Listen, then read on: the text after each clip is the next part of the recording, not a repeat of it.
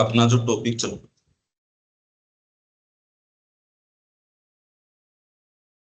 ये है बुद्धि का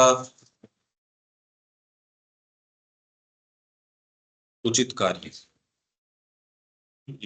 तीसरा वॉल्यूम। और इसके अंदर फिर बाद में इसकी वर्किंग अपन ने यौगिक साधन में से देखी थी कि उसमें कैसे एक की वर्किंग दूसरे के अंदर आती है,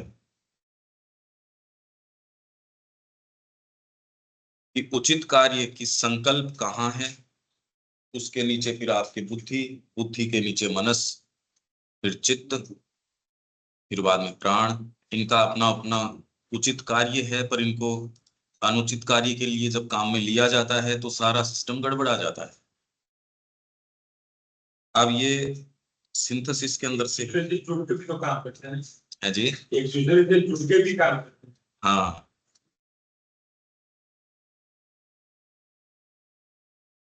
ये सिंथेसिस के अंदर से है जो अब हम पढ़ रहे हैं। ये सॉरी, ये मानव चक्र कल था, सिंथेसिस के अंदर से तो हमने देखा था। ये 25वां वॉल्यूम है, ह्यूमन साइकिल। उसके अंदर है ज्ञान के विविध माध्यमों में तर्क बुद्धि का विशिष्ट स्थान। ये है ना अपना, क्योंकि टाइटल ये बुद्धि का उचित कार्य, तो ज्ञान के विविध माध्यमों में तर्क बुद्धि का विशिष्ट स्थान। विशिष्ट स्थान क्या हो सकता है? बौद्धिक तर्क शक्ति ही मनुष्य के पास ज्ञान का एकमात्र माध्यम नहीं है। समस्त कर्म, समस्त बोध, समस्त सौंदर्यानुभव तथा संवेदन, समस्त आवेग एवं संकल्प, समस्त कल्पना एवं सृजन कार्यरत ज्ञान की एक विश्वव्यापी तथा बहुमुखी शक्ति के सूचक हैं, तथा इस ज्ञान के प्रत्येक रूप अथवा शक्ति का अपना ही विशिष्ट स्वभाव एवं विधान है।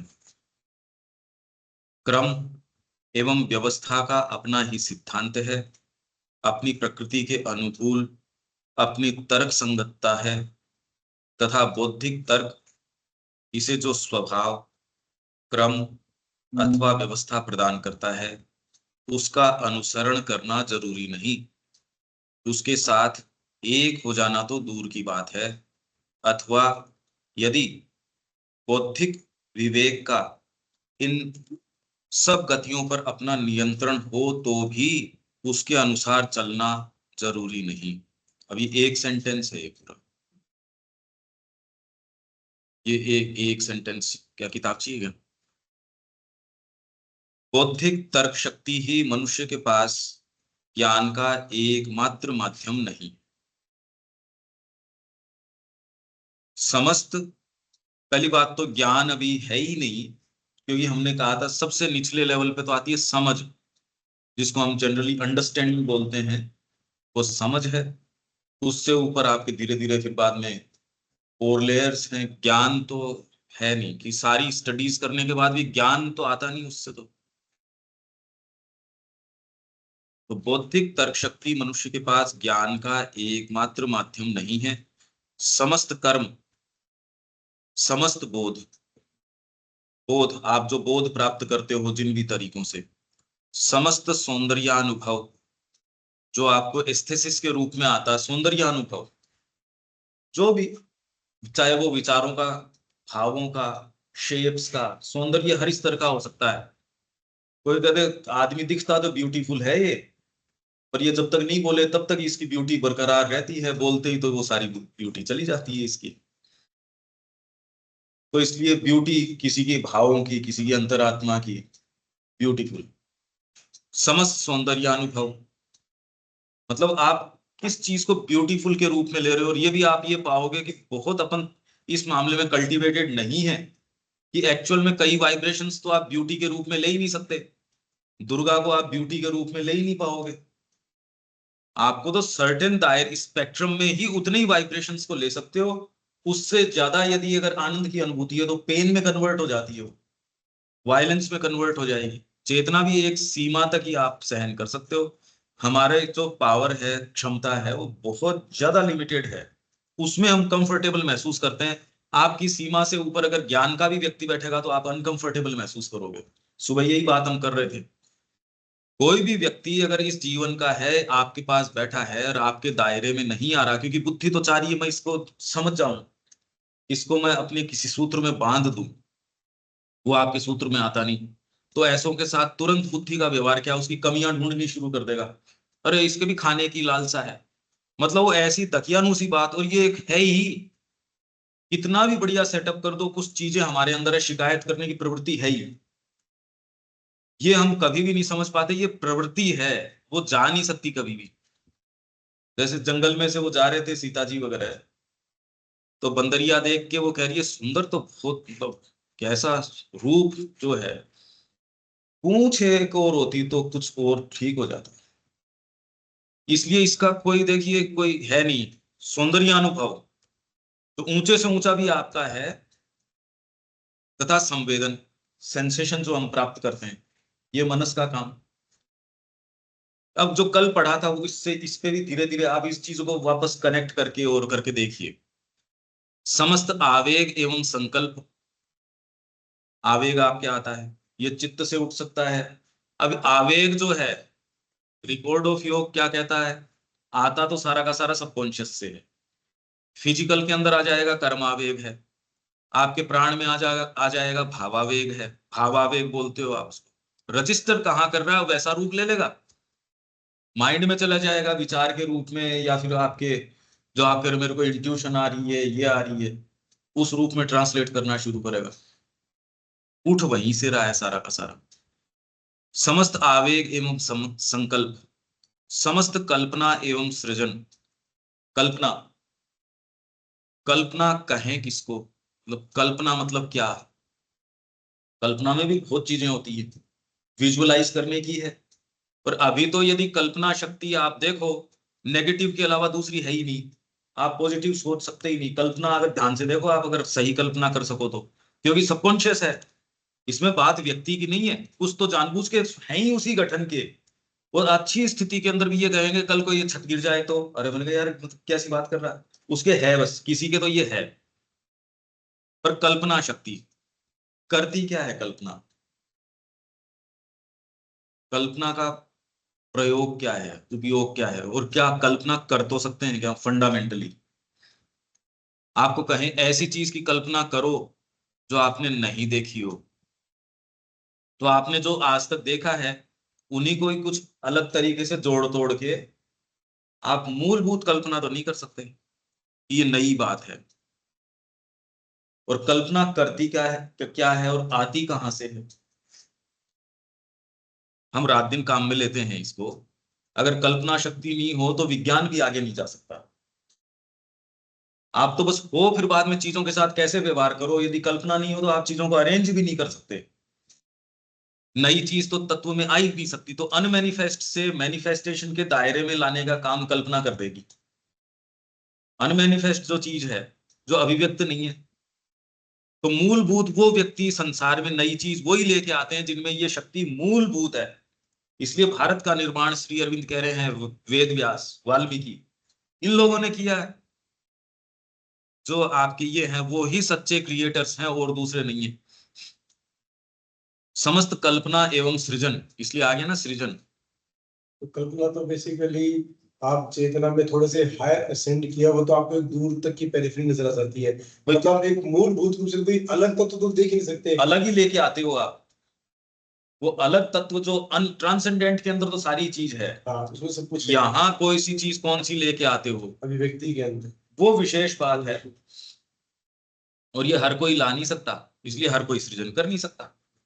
कभी कर सकते। कवि करता है खाली सृजन तो, और कवि किस आधार पे करता है, किस प्योरिटी से और किस शक्ति के साथ करता है। इसलिए कोई भी सृजन होता है वो विचार के माध्यम से, और विचार मंत्र कब बनता है, जब वो हृदय के माध्यम से, आपका हृदय होगा तो मंत्र बनेगा। कि मेरे जीवन का मूल मंत्र है माँ, जैसे हम कहते हैं हमारा मूल मंत्र है माँ, पर वो मंत्र कब बना, अगर हृदय उसका साथ नहीं देगा तो आपका मूल मंत्र अभी बना नहीं। वो मूल मंत्र कब बनता है? मूल मंत्र बहुत बड़ी बात है कि मेरा मूल मंत्र माँ बन गए, ये तो मतलब फिर तो सारी चीज को कंज्यूम कर लेगी वो। अगर वो मूल मंत्र बन गया तो आपकी कमियां हैं तो भी ठीक है, आप में एंडोवमेंट्स हैं तो बढ़िया हैं, फिर कोई दिक्कत नहीं है। मूल मंत्र बनने की बात है। मंत्र अगर ठीक हो फिर चाहिए तंत्र। तो वेद के अंदर दोनों ही चीजें हैं, मंत्र और तंत्र। मंत्र तो ठीक है, एग्जीक्यूशन गड़बड़ है। कई लोगों के मंत्र तो ठीक होता है, तंत्र गड़बड़ है। कुछ तंत्र में तो ठीक है, मंत्र में ठीक नहीं है। तो वो काम तो परफेक्टली करेंगे, पर करना चाहिए या नहीं कर चाहिए, कौन सा चाहिए कौन सा नहीं चाहिए, वो एकदम गड़बड़ है। जिसके तंत्र गड़बड़ है, मंत्र ठीक है, तो वो अभिव्यक्ति में इफेक्टिव नहीं होगा। मंत्र ठीक है इसलिए वो आदमी ठीक है, वो हृदय सही जगह है। काम वो जितना करेगा क्लमजीली करेगा। तो ये करे सोन की सृजन कार्यरत ज्ञान की एक विश्वव्यापी तथा बहुमुखी शक्ति के सूचक हैं। ये सारे जो ऊपर बताए गए ये कार्यरत ज्ञान की, कार्यरत जो ज्ञान है उसकी एक विश्वव्यापी तथा बहुमुखी शक्ति के सूचक हैं, तथा इस ज्ञान के प्रत्येक रूप अथवा शक्ति का अपना ही विशिष्ट स्वभाव एवं विधान है। क्रम एवं व्यवस्था का अपना ही सिद्धांत है। मतलब ये सारी जो है, आप सोच रहे हो आपको केंद्र करके ये चीजें चल रही है विश्व की, हम सब यही मानते हैं, पर ये अपनी ही गति से चल रही है ये सारी चीजें। ये कह रहे हैं मानव चक्र की बात कर रहे हैं ना, ये अपना ही सिद्धांत है, अपनी प्रकृति के अनुकूल अपनी तर्क संगतता है, उसका अपना डायनेमिज्म है। आप जबरदस्ती उसके साथ करोगे, इंट्यूशन कैसे आ जाएगी, कल्पना कैसे आ जाएगी, इनका सबका अपना गुण धर्म है। आपको उससे जबरदस्ती नहीं कर सकते। इनफैक्ट हम जबरदस्ती तो किसी चीज से नहीं कर सकते, पर जिनसे कर सकते हैं वो तो फिर बाद में एकदम ही बाहरी चीजें हैं। आपको इनके पास विनीत भाव से जाना पड़ता है, न कि ये मेरे समय से यील्ड करें, ये नहीं हो सकती। ये बहुत बड़ी प्रॉब्लम है। व्यक्ति जाना नहीं चाहता, भागवत कृपा को अपने तरीके से मोल्ड करना चाहता है, माँ मेरे तरीके से मोल्ड करे, खुद नहीं देना चाहता वो कभी भी। इसलिए फंडामेंटली कुछ होता नहीं। ये यदि समझ में आ जाए कि अपना विशिष्ट स्वभाव एवं विधान इन सारों का, ऊपर कल्पना का अपना तरीका है, सृजन का मतलब ये सारी शक्तियां हैं, अगर हम हार्नेस करना जाने इनको तो। क्रम एवं व्यवस्था का अपना ही सिद्धांत है, भौतिक का अपना सिद्धांत है। चाय भी बनानी है, उस क्रम से चीजें डालोगे तब तो चाय बनेगी।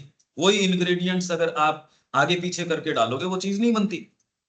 वही चीज जो औषधालय के अंदर आप एक क्रम से करते हो तो वो आपको लाइफ गिविंग चीज बन सकती है, और अगर थोड़ा सा उसमें फर्क कर दिया तो वो उससे तो मतलब खराब हो जाएगी, विष बन जाएगी। मतलब भौतिक स्तर के ऊपर भी आप क्रम को कितना महत्व देते हो, भौतिक आप क्रम को देते हो ना, यही बात हमारे जीवन में क्रम का इतना महत्व है। ये कह रहे हैं उनका सबका अपना क्रम है।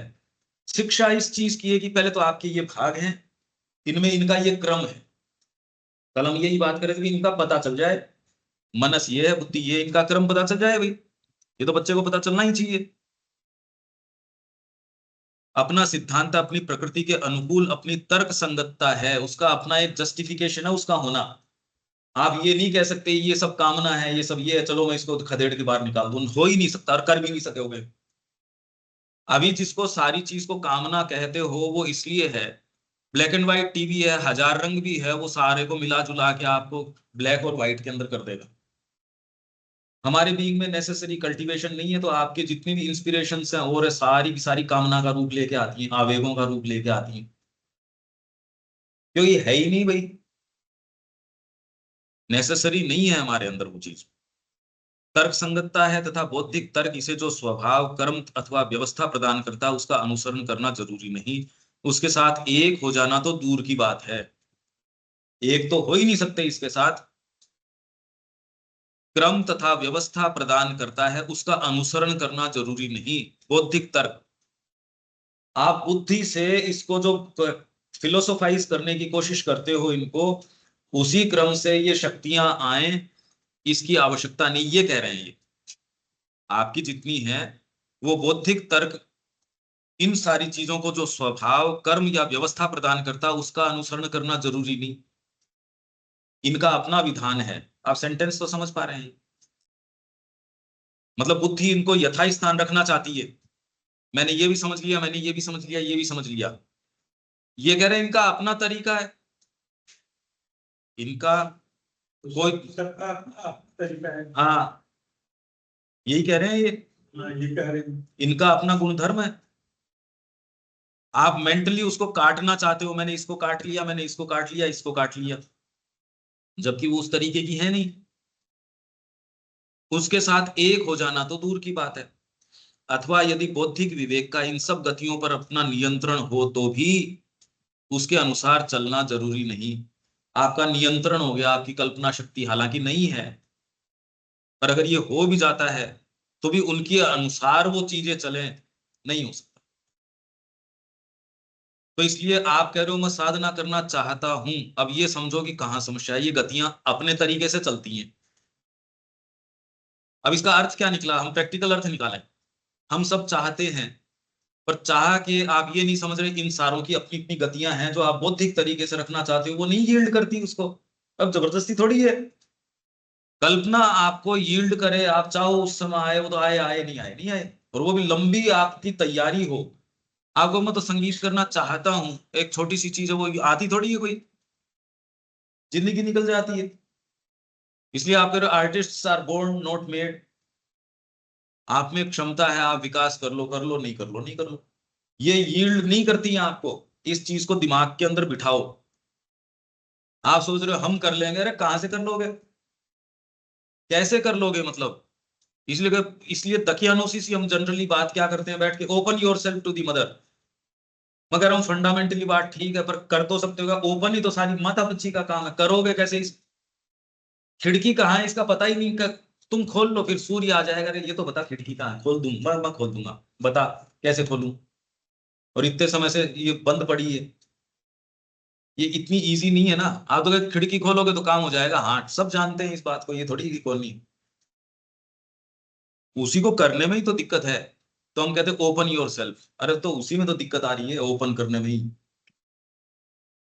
परंतु इन दूसरी वस्तुओं की अपेक्षा बुद्धि को यह सुविधा अधिक है कि वह अपने आप को कर्म से अलग कर सकती है। बुद्धि का उचित कार्य क्या है, वो इन कर्मों से अपने आप को थोड़ी सी डिटैच कर सकती है। इससे पीछे हटकर तटस्थ रूप से इसका अध्ययन और मनन कर सकती है। और वो कब कर सकती है, उसका आधार क्या होगा मनन करने का। आप चाहते तो हो गया उसको देखना, भाई हम सबसे पूछ के देख लो कि कोई फुर्सत तो है क्या। क्योंकि आपको जो निष्कर्ष तटस्थता से आएंगे, क्या आप तैयार तो हो गए उन निष्कर्षों को लेने के लिए। क्यों भी दीपक, निष्कर्ष तो जो आएंगे सो आएंगे। आपने पहले ही मान रखा है, वैज्ञानिक कहता है मैं तटस्थ खोज कर रहा हूं, झूठ बोल रहा है। क्योंकि वो पहले ही मान बैठ रहा है कि सारे जो है परिणाम या डेरिवेटिव्स तो भौतिक जड़ तत्व के ही हैं। वो तो मान के बैठा है इस चीज को। उसके आधार पे मतलब मैं पहले ही निष्कर्ष तो मान के बैठा हूं, और फिर कह रहा हूं मैं इसके आधार पे मैं खोज कर रहा हूं। तो उसकी जो निष्पक्षता है वो स्वांग है। वैसे ही हम जो निष्पक्षता की बात करते हैं ये स्वांग है, क्योंकि आपने ये तय मान के बैठा आपको कहीं नहीं जाना। आप उन दायरों में ही साधना करना चाहोगे, उन दायरों में ही जो चाहोगे सो चाहोगे, निष्पक्ष रूप से, क्योंकि आपके सामने चीजें आएंगी। और वो आपने जो सोच रखा है, समझ रखा है, भाई परिणाम तो परिणाम के तरीके से आएंगे, आप परिणाम तो बाद में आएंगे। आप उनको स्वीकार करो या नहीं करो, अगर उसको निष्पक्ष तरीके से लेके चलोगे तो परिणाम आएंगे। अगर आप सिंसियर हो तो आप उन परिणामों के हिसाब से रीमोल्ड कर दोगे अपने जीवन को। पर ये अब टटोल के देख लो, क्या हम इस निष्पक्ष इंक्वायरी के लिए तैयार हैं क्या। क्यों दीपक, ये प्रॉब्लम है ना, ये हम तैयार नहीं है। हम ऑलरेडी हमने तय दायरे कर रखे हैं, उनमें आ जाओ, कोई परिणाम आना है तो। ये परिणाम का मैंने एक बीच के रूम बना रखा है, इसमें आ जाओ, तुमको जो आना है सो, बाकी काम तो ऐसे। तो यही है ना बात। तो हम जो बातें कर रहे हैं मैं तो खाली ये कह रहा हूं, इसलिए वो फंडामेंटली अनफाउंडेड है, इल फाउंडेड है वो बात, समझ पा रहे हैं आप तो ये। परंतु इसको, इस सुविधा क्या है, बुद्धि को कर्म से अलग कर सकती है, पीछे हटकर तटस्थ रूप से इसका अध्ययन और मनन कर सकती है, इसकी प्रक्रियाओं का विश्लेषण कर सकती है, तथा इसके तत्वों को अलग अलग कर सकती है। कि इंस्पिरेशन कैसे आई वो उसको देख सकती है। ये प्रक्रिया क्या, हालांकि हर व्यक्ति के नहीं है ये, पर अगर वो अपनी क्षमता के ऊपर, श्री अरविंद ने तो किया ही है, उन्होंने ये विवेचन कर दिया कि टॉप मोस्ट कवि कौन से हैं, पर अब और दूसरा कौन कर सकता है ये चीज? अगर वो शेक्सपियर का या विश्व के जितने भी महानतम कवि हैं उनको कैटेगराइज कर देंगे, पहले तो हमको तो उनकी कविता ही नहीं समझ में आती, कैटेगराइज कैसे करें? श्री अरविंद ने जिन स्थितियों में रखा है, क्या दूसरा संभव तो है क्या उसको? सजीव प्राणी की अन्य कोई भी शक्तियां तथा क्षमताएं यह कार्य नहीं कर सकती। तो बुद्धि का जो उचित कार्य है वो ये, पर बुद्धि कौन सी जो अपने आप से थोड़ा डिसएंटेंगल कर सके? अभी तो हम उससे बहुत ज्यादा संलग्न हैं, क्योंकि प्रत्येक का अस्तित्व अपने विशिष्ट कर्म के लिए है और जो कार्य वह कर रही है उसी तक सीमित होती है। कल्पना का अपना काम है, दायरा है, दूसरी चीज का अपना है, कितना कल्टीवेशन है वो सारी, पर उनका अपना अपना काम है। जिस प्रकार तर्क बुद्धि अपने से परे चाहूं और तथा अंदर देखने में समर्थ है, उस तरह यह नहीं देख सकती। ज्ञान का तत्व प्रत्येक शक्ति के अंदर निहित है और अपना ही तरीका है। कल्पना शक्ति का अपना ट्रूथ है, हर कवि का अपना ट्रूथ है, और आप अपने तरीके से विवेचन करोगे उसकी बात आपके सामने नहीं आएगी। आपको कवि की चेतना में प्रवेश करना होता है, राइटर की चेतना में प्रवेश करके, पर उसमें भी आप उसकी चेतना में तो कर गए, पर आपके पास इंडिपेंडेंट कोई हायर चेतना नहीं है, तो अब रखो कहां उसको? उसने तो लिखी थी वो एक बात कि जैसे तादात्म्य के द्वारा प्राप्त ज्ञान, नॉलेज बाई आइडेंटिटी। आप जितना अपने आप को जानते हो पेड़ को नहीं जानते, या दूसरे व्यक्ति को नहीं जानते। आप नॉलेज बाई आइडेंटिटी से पेड़ बन गए और पेड़ को समझ गए, पर पेड़ भी अपने आप को क्या जानता है? आइडेंटिटी से आपको नॉलेज तो हो गई कि पेड़ क्या महसूस कर रहा है, इतना तो आप कर लोगे, जैसे आप खुद का महसूस करते ही हो। जितना अंतरंग व्यक्ति खुद का महसूस करता और किसी का नहीं कर सकता, पर खुद को भी क्या जानता है? तो नॉलेज बाई आइडेंटिटी से प्राप्त ज्ञान है, व्यक्ति को ये लगता है वो सब कुछ जान जाएगा, अरे सब कुछ नहीं जान जाएगा। उसके पास खाली ये है कि जैसे मैं खुद को जान रहा हूं वैसे आपको जान जाऊंगा, और उससे मैं खुद को भी तो क्या जान रहा हूं ऑलरेडी। ये है ज्ञान का तत्व, प्रत्येक शक्ति के अंदर निहित है, उसमें अंतर्भूत है, उस शक्ति के कर्म में निरंतर विद्यमान रहता है, उसे स्वरूप निर्माण करने में सहायता देता है। इसका मजा तो कब आए देखिए, कि जब इसके उदाहरण लेके, इसकी अभी तो सेंटेंसेस की बात कर रहे हैं, इसमें खाली हम सेंटेंस की बात कर रहे हैं। इसका स्वाद तो ये है कि इसके एक्चुअल उदाहरण लें, पर उसके लिए तो लंबा टाइम, और फिर ये नहीं, फिर बाद में उसके लिए मानसिकता अलग चाहिए। अभी तो अपन खाली सेंटेंस भी कितना कि एक लिटरली समझ में आ जाए, एक इंप्रेशन पड़े, फिर आप अपने अपने समय से इसको वापस देखें। उसमें अंतर्भूत शक्ति के कर्म में निरंतर विद्यमान रहता है, उसे स्वरूप निर्माण करने में सहायता देता है, परंतु वह स्वयं अपनी रचना द्वारा सीमित होता है। वह कर्म की परिपूर्ति के लिए होता है, ज्ञान के लिए नहीं। यदि ज्ञान के लिए होता भी है तो कर्म के केवल एक अंग के रूप में ही, किसी कर्म विशेष के अंदर उस फ्रेमवर्क में एक इंट्यूशन भी आ गई, चीज भी आ गई, पर वो कोई पूरे जीवन को नहीं भरती, वो दूसरी चीज है। इसके अतिरिक्त अब जैसे कल्पना है, आप करो कल्पना तो कर रहे हैं, पर जीवन तो जीवन है भी, उसके अंदर किसी आप किसी की कंस्ट्रक्शन के अंदर कल्पना लग रही है, किसी की संगीत के अंदर लग रही है, किसी की किसी चीज के अंदर लग रही है, सबकी अपनी अपनी है। वैज्ञानिक की अपने फील्ड में लग रही है, वो जिन चीजों की कल्पना कर सकता है। तो कल्पना भी एक अपने आप में ऐसी चीज है जो कर्म को भर रही है। आप समझ रहे ना इस चीज को? कल्पना तो एक शक्ति हो गई, पर कौन सी वाली चीज को भर रही है वो? उसका सरोकार, इसके अतिरिक्त उसका सरोकार किसी कर्म विशेष या फिर तात्कालिक क्रिया विशेष के साथ होता है। न तो वह विचार पूर्वक पीछे की ओर दृष्टि डालता है और न विवेक पूर्वक आगे की ओर। स्पष्ट समन्वय की सामर्थ्य के साथ वह दूसरे कर्मों अथवा शक्तियों पर भी दृष्टि डालने का यत्न नहीं करता। उसको सिंथेसिस का सेंस नहीं है इनको। इसमें संदेह नहीं कि सजीव प्राणी की दूसरी विकसित शक्तियां, उदाहरण के लिए पशु अथवा मानव की सहज वृत्ति मतलब इंस्टिंक्ट, सजीव प्राणी की दूसरी विकसित शक्तियां उदाहरण के लिए पशु अथवा मानव की सहज वृत्ति, इंस्टिंक्ट। इसमें मनुष्य की सहज वृत्ति इसलिए हीनतर होती है, पशु से हीनतर है हमारी इंस्टिंक्ट, क्योंकि हम माइंड में आ गए। अब उसमें भी नहीं आए प्रॉपर, तो क्योंकि तर्क बुद्धि के संशयों और अन्वेषणों के कारण उसकी क्रिया में व्यवधान आता है। आपकी बॉडी की एक नेचुरल इंस्टिंक्ट है, आप उसको फॉलो करोगे वो बिल्कुल ठीक जाएगी, पर क्योंकि बचपन से उसको तैयार नहीं किया जाता, इनफैक्ट उसको बिगाड़ा जाता है। अगर आपके घर के ऊपर पैसे हैं, माँ बाप जो है ज्यादा आसक्त हैं, तो बच्चे का इतना नुकसान हो जाता है उसके साथ। ये दुर्व्यवहार, मतलब कोई अगर कितना खराब आपके साथ कर सकता है, वो ऐसे घर में पैदा कर दो और इंडिया में कर दो, तो माँ बाप बच्चे को खा जाते हैं। और फिर बाद में रही से कसर है, स्कूल उसकी पूरी कर देता है, तो आपके जो नेचुरल जो ये कैपेसिटीज हैं, फैकल्टीज हैं, वो खत्म हो जाती हैं। और वो एक कठपुतली सी बना के कहते कितना बढ़िया है। ये सेंस ही हमको नहीं आता, अच्छे वालों को नहीं आता। ये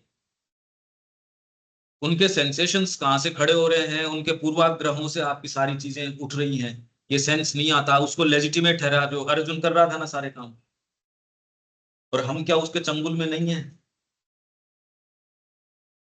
ये हम सारा इसलिए करें, बुद्धि का उचित कार्य। अगर ये बातें नहीं करो, अब मेरे को पता है ये बड़ी मुश्किल है, पर ये इन्हीं डिटेल्स में जाने के लिए बातें हैं। ये नहीं खोलो तो हमने कुछ नहीं खोला, हर बार आके वही रेटरिक चलती रहेगी। भाई यहाँ है सांप की माँ, इसके मारो, ये गड़बड़ कर रही है। तो जब तक बीइंग के डिजाइन को आप नहीं समझते, ऊपर ऊपर की बात करते रहो, ये नहीं होगी। ये बात करते ही आपकी प्रकृति को नींद आ जाएगी। देख लो आप, यही कोई कर्म प्रधान आदमी हो, उसको उसमें कितना चार्म आएगा, सुबह से लेकर रात तक खड़ा कर लो चाहे, और उसको माँ का काम करना का, ठीक है आजा थोड़ी देर पढ़ेंगे, यही पता नहीं लगता नींद कब आ गई। देख लो आप, कोई अच्छी चीज करना चाहते हैं क्या हम? तो इसलिए सहज वृत्ति इसलिए हीनतर होती है, क्योंकि तर्क बुद्धि के संशयों और अन्वेषणों के कारण उसकी क्रिया में व्यवधान आता है। अपने अंदर अपने ही भूतकाल के अनुभव की शक्ति, सहज वृत्ति से अनुकूलन क्षमता, ये अलग अलग कैपेसिटीज की बात कर रहे हैं। इसके उदाहरण यदि आप लोगों के पास है तो आप देखो। तो सबसे पहली तो इन्होंने शक्ति का नाम बताया आपको, इंस्टिंक्ट। प्रकृति की शक्ति है जो मनुष्य के अंदर कम विकसित है, और इसमें दूसरी क्रियाओं का व्यवधान आता है। पशु के अंदर है विकसित ये, वो गलत चीज नहीं खाएगा, गलत जगह नहीं बैठेगा, गलत डाली पे नहीं बैठेगा। जो पक्षी है वो गलत मौसम में गलत व्यवहार वो करेगा ही नहीं, वो उचित ही करेगा, गलत भोजन नहीं करेगा। मनुष्य के संपर्क में होगा वो गलती कर बैठेगा। मनुष्य के जो संपर्क में आते हैं उनके ये रोग भी होने शुरू हुए आजकल, जो मनुष्यों को होते हैं वो रोग हो रहे हैं उनको। और उनकी जो सहज इंस्टिंक्ट है, और पशु बहुत ज्यादा पीड़ा पाता है मनुष्य के पास, लगभग केसेस के अंदर पीड़ा बहुत होती है उसको, उसकी साइकोलॉजी को। माँ ने फोटोज देखी कि एक परिवार के साथ बाघ और बाघिन जो है, उन्होंने उनको जो है रखा, और एक समय बाद में उसको जू को दे दिया।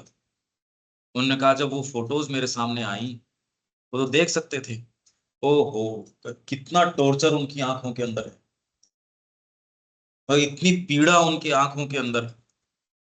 तो पशुओं के साथ जो व्यवहार हमारा है मनुष्य जाति का, तो इस तरीके का है। अपने अंदर अपने ही भूतकाल के अनुभव की शक्ति, ये भी शक्ति है। उसको रखते कैसे हो ये एक विशेष बात है। भूतकाल के अनुभव आपको एक आगे ले जाने में सहायक भी हो सकते हैं। सहज वृत्ति से अनुकूलन क्षमता, इसका क्या अर्थ हुआ दीपक? सहज वृत्ति से अनुकूलन क्षमता, उदाहरण देते चलो इसके। अंदर इस भूतकाल के अनुभव की शक्ति, हाँ, मतलब जो हमने पास्ट एक्सपीरियंस किए उसका अनुभव से हम उसको कुछ समझते हैं। भूतकाल के अनुभव की शक्ति, जो अनुभव हुए तो पास्ट में हुए हैं उनमें शक्ति है। आप हार्नेस करना जानने चाहिए। शक्ति तो देखो चीजों में है, आपको आनी चाहिए कि मैं इसकी शक्ति को कैसे काम में लेऊं। इसलिए मदर का एक टाइटल है इसी के अंदर, उसका नाम है रिमेम्बरेंसेस। इतना मुश्किल है वो समझना। इसमें शुरू में है, देखो आप, रिमेम्बरेंसेस, इसमें शुरू में यादें, हिंदी में उसका टाइटल है यादें, शुरुआती पेजों में ही होगा। उसको पढ़ के देखना आप, ये कुछ नहीं समझ में आ रहा, कुछ नहीं समझ में आएगा उसमें, है ना। यादें,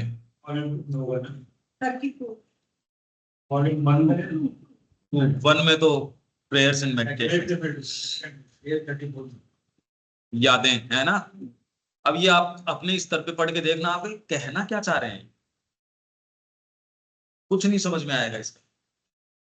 एक्चुअल में हमारे कुछ भी समझ में नहीं आता। जब हम डिटेल में इसकी बात करेंगे ना, तब आप ये पाएंगे कि ये कौन सी भाषा है, ये श्री अरविंद की पहले पढ़ी थी या नहीं पढ़ी थी। ये तो माँ की वाणी है, वो आप पढ़ के देखना। हाँ, तब इसमें ये क्या मतलब हुआ, भूतकाल के अनुभव की शक्ति। तो भाई भूतकाल में जो एक्सपीरियंस हुए हैं, कोई भी ठंडे गर्म जो भी अनुभव हुए हैं, तो उससे अपने को एक नॉलेज हुआ है, उससे उसको हमको इंस्टिंक्टिवली, मतलब कैसे भी अपने को उससे एक समझ डेवलप हुई है, सेल्यूलर लेवल पे भी डेवलप हुई है। भाई जैसे अपन करते हैं कि जरा सा यूं झटका तो चिमकता है आदमी, तो ये पास्ट जन्मों से कैसे हमारे साथ में बिहेव किया हुआ होगा, वो सब चीजें उसमें आती है। इसी जन्म के अंदर भी हमारे क्या क्या चीज हुई है, अनुकूलन क्षमता में भी ऐसे ही भी कोई तकलीफ हुई, तो धीरे धीरे माइंड जो है उसको कट शॉर्ट करना चाहता है उसको, कि भाई अनुकूलन मतलब वो उसको लेवल पे लाने का, अडेप्टेबिलिटी, एडेप्टिविटी। हाँ वही तो बहुत गर्म है। अनुकूलन क्षमता। आप देखो, अनुकूलन जो है, कैसे कैसे देशों के अंदर, और जो सबसे विकसित जिसको कह रहे हो, उन देशों के अंदर इतनी हार्श कंडीशंस थी कि वो बेचारे बर्फ के अंदर वो रह रहे थे, इसलिए इतना उनको, जिन देशों को स्ट्रगल से जो आए हैं ना, वो उनके कितनी जबरदस्त एडेप्टेबिलिटी, और हम बच्चे को एडेप्ट करने ही नहीं दे रहे। और या फिर हम इतने वायलेंट हो जा रहे हैं कि मैं जो सोच रहा हूं वही उचित है। अरे यार, तू ये तो समझ कि उसकी क्या पुकार है, मेरे को सीखना है इस समय तो उससे, नहीं कि मेरी चीज उस पर थोपनी है। सहज वृत्ति से अनुकूलन क्षमता, आप चाहो नहीं चाहो आप एडेप्ट कर लोगे। ऑटोमेटिक गर्मी में डाल दिया तो उसको अपने आप आदत हो जाएगी गर्मी सारी चीजें एडेप्ट करने की, तो ये क्षमता है, ये शक्ति है, मतलब एक फैकल्टी है। आगे यह सब का सब वस्तुतः संग्रहित ज्ञान ही होता है, ये इकट्ठा किया हुआ ज्ञान ही होता है। और इस भंडार को कभी कभी वे शक्तियां इतनी दृढ़ता के साथ, वे शक्तियां, कौन सी शक्तियां, ऊपर जो हम बात कर रहे हैं, हाँ, आपकी कल्पना नहीं कर ही नहीं सकते आप। हाँ, आप नया कहां से लेके आओगे, आपका हम करना चाहते हैं, कर कहां से लेओगे।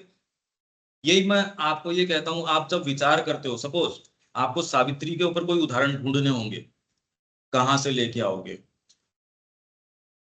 तब पता चलेगा आपको, क्योंकि आप एक सर्टेन बैरियर में खेल रहे हो उतनी दूर के अंदर। जो मैं कल आपको कह रहा था कि आपके किरदार जो संवाद कर रहे हैं, वो आपके भरे हुए संवाद काम में ले रहे हैं। वो आपने कोई नाटक लिखा, उस नाटक में एक हीरो है, विलेन है, आपने सबके पात्र बनाए और उनके डायलॉग्स बनाए, वो अपने अपने डायलॉग बोल देते हैं। थोड़ा आप कॉम्बिनेशन चेंज कर दोगे तो थोड़ा वो हास्यास्पद भी बन जाएगा। कई बार हम क्रम चेंज करते हैं तो उल्टा पुल्टा भी हो जाता है। उतना भर तो है, पर आपके किरदार कुछ और बोलने लगे हैं, ये तो अनुभव दूसरा हो गया। उस क्षेत्र में तो हम गए ही नहीं ना, उतना प्रवेश कहाँ रहा। बचपन में न तो परिवार ने बताया, स्कूल ने नहीं बताया, उसके बाद में एक यांत्रिक रूप से हम चलते रहे भाई, अपनी क्षमता के हिसाब से, इंक्लिनेशन के कारण आप पुस्तकों में और में चले गए। पर ये वाली चीज जो विधिवत इनके उदाहरणों की बात चलनी चाहिए, आप उदाहरण उठाएंगे कहां से उठाएंगे, क्योंकि आपका गठन मां कह रही है 10-12 साल तक तो कंप्लीट हो चुका। आप विचार भी उठाओगे तो वो कहीं से भी उठाओगे, आ तो आपके ही माध्यम से रहा है। इसकी गंभीरता समझो ना आप, आपको तो वो ऑथेंटिक लग रहा है, सबको सबके ही लग रहे हैं, अपने खुद के लग ही रहे हैं। तो कवि ऐसी क्या विशेष बात लेके आ रहा है, महाभारत में ऐसे कौन से विशेष संवाद यहाँ पर है क्या वैसे।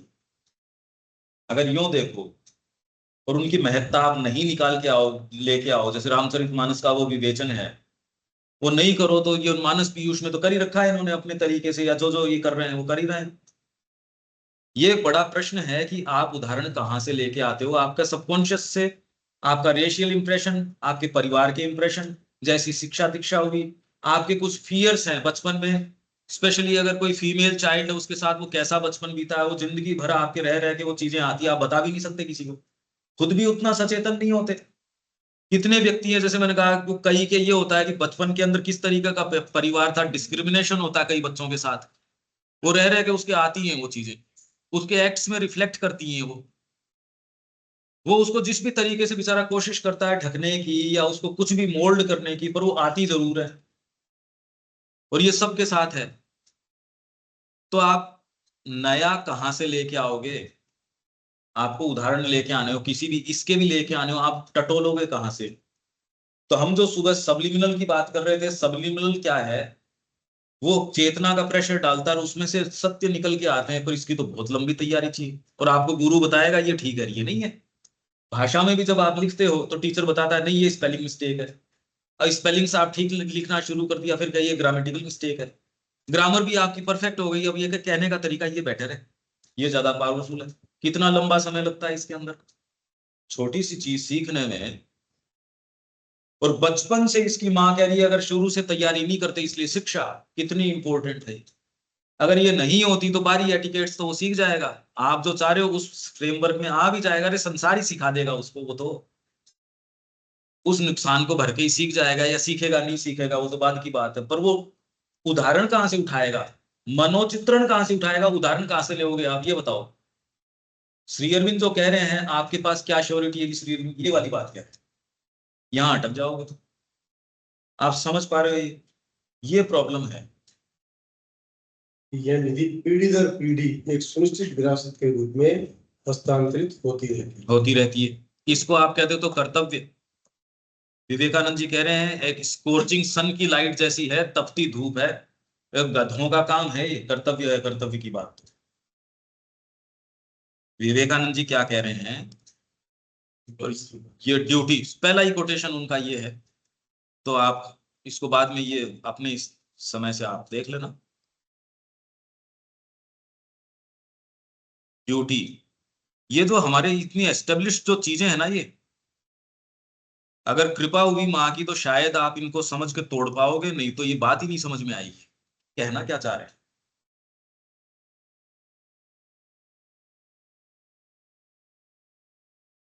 ये पीढ़ी दर पीढ़ी चलती आती है, आप उसको क्वेश्चन ही नहीं करते, ये तो ऐसे ही होता है।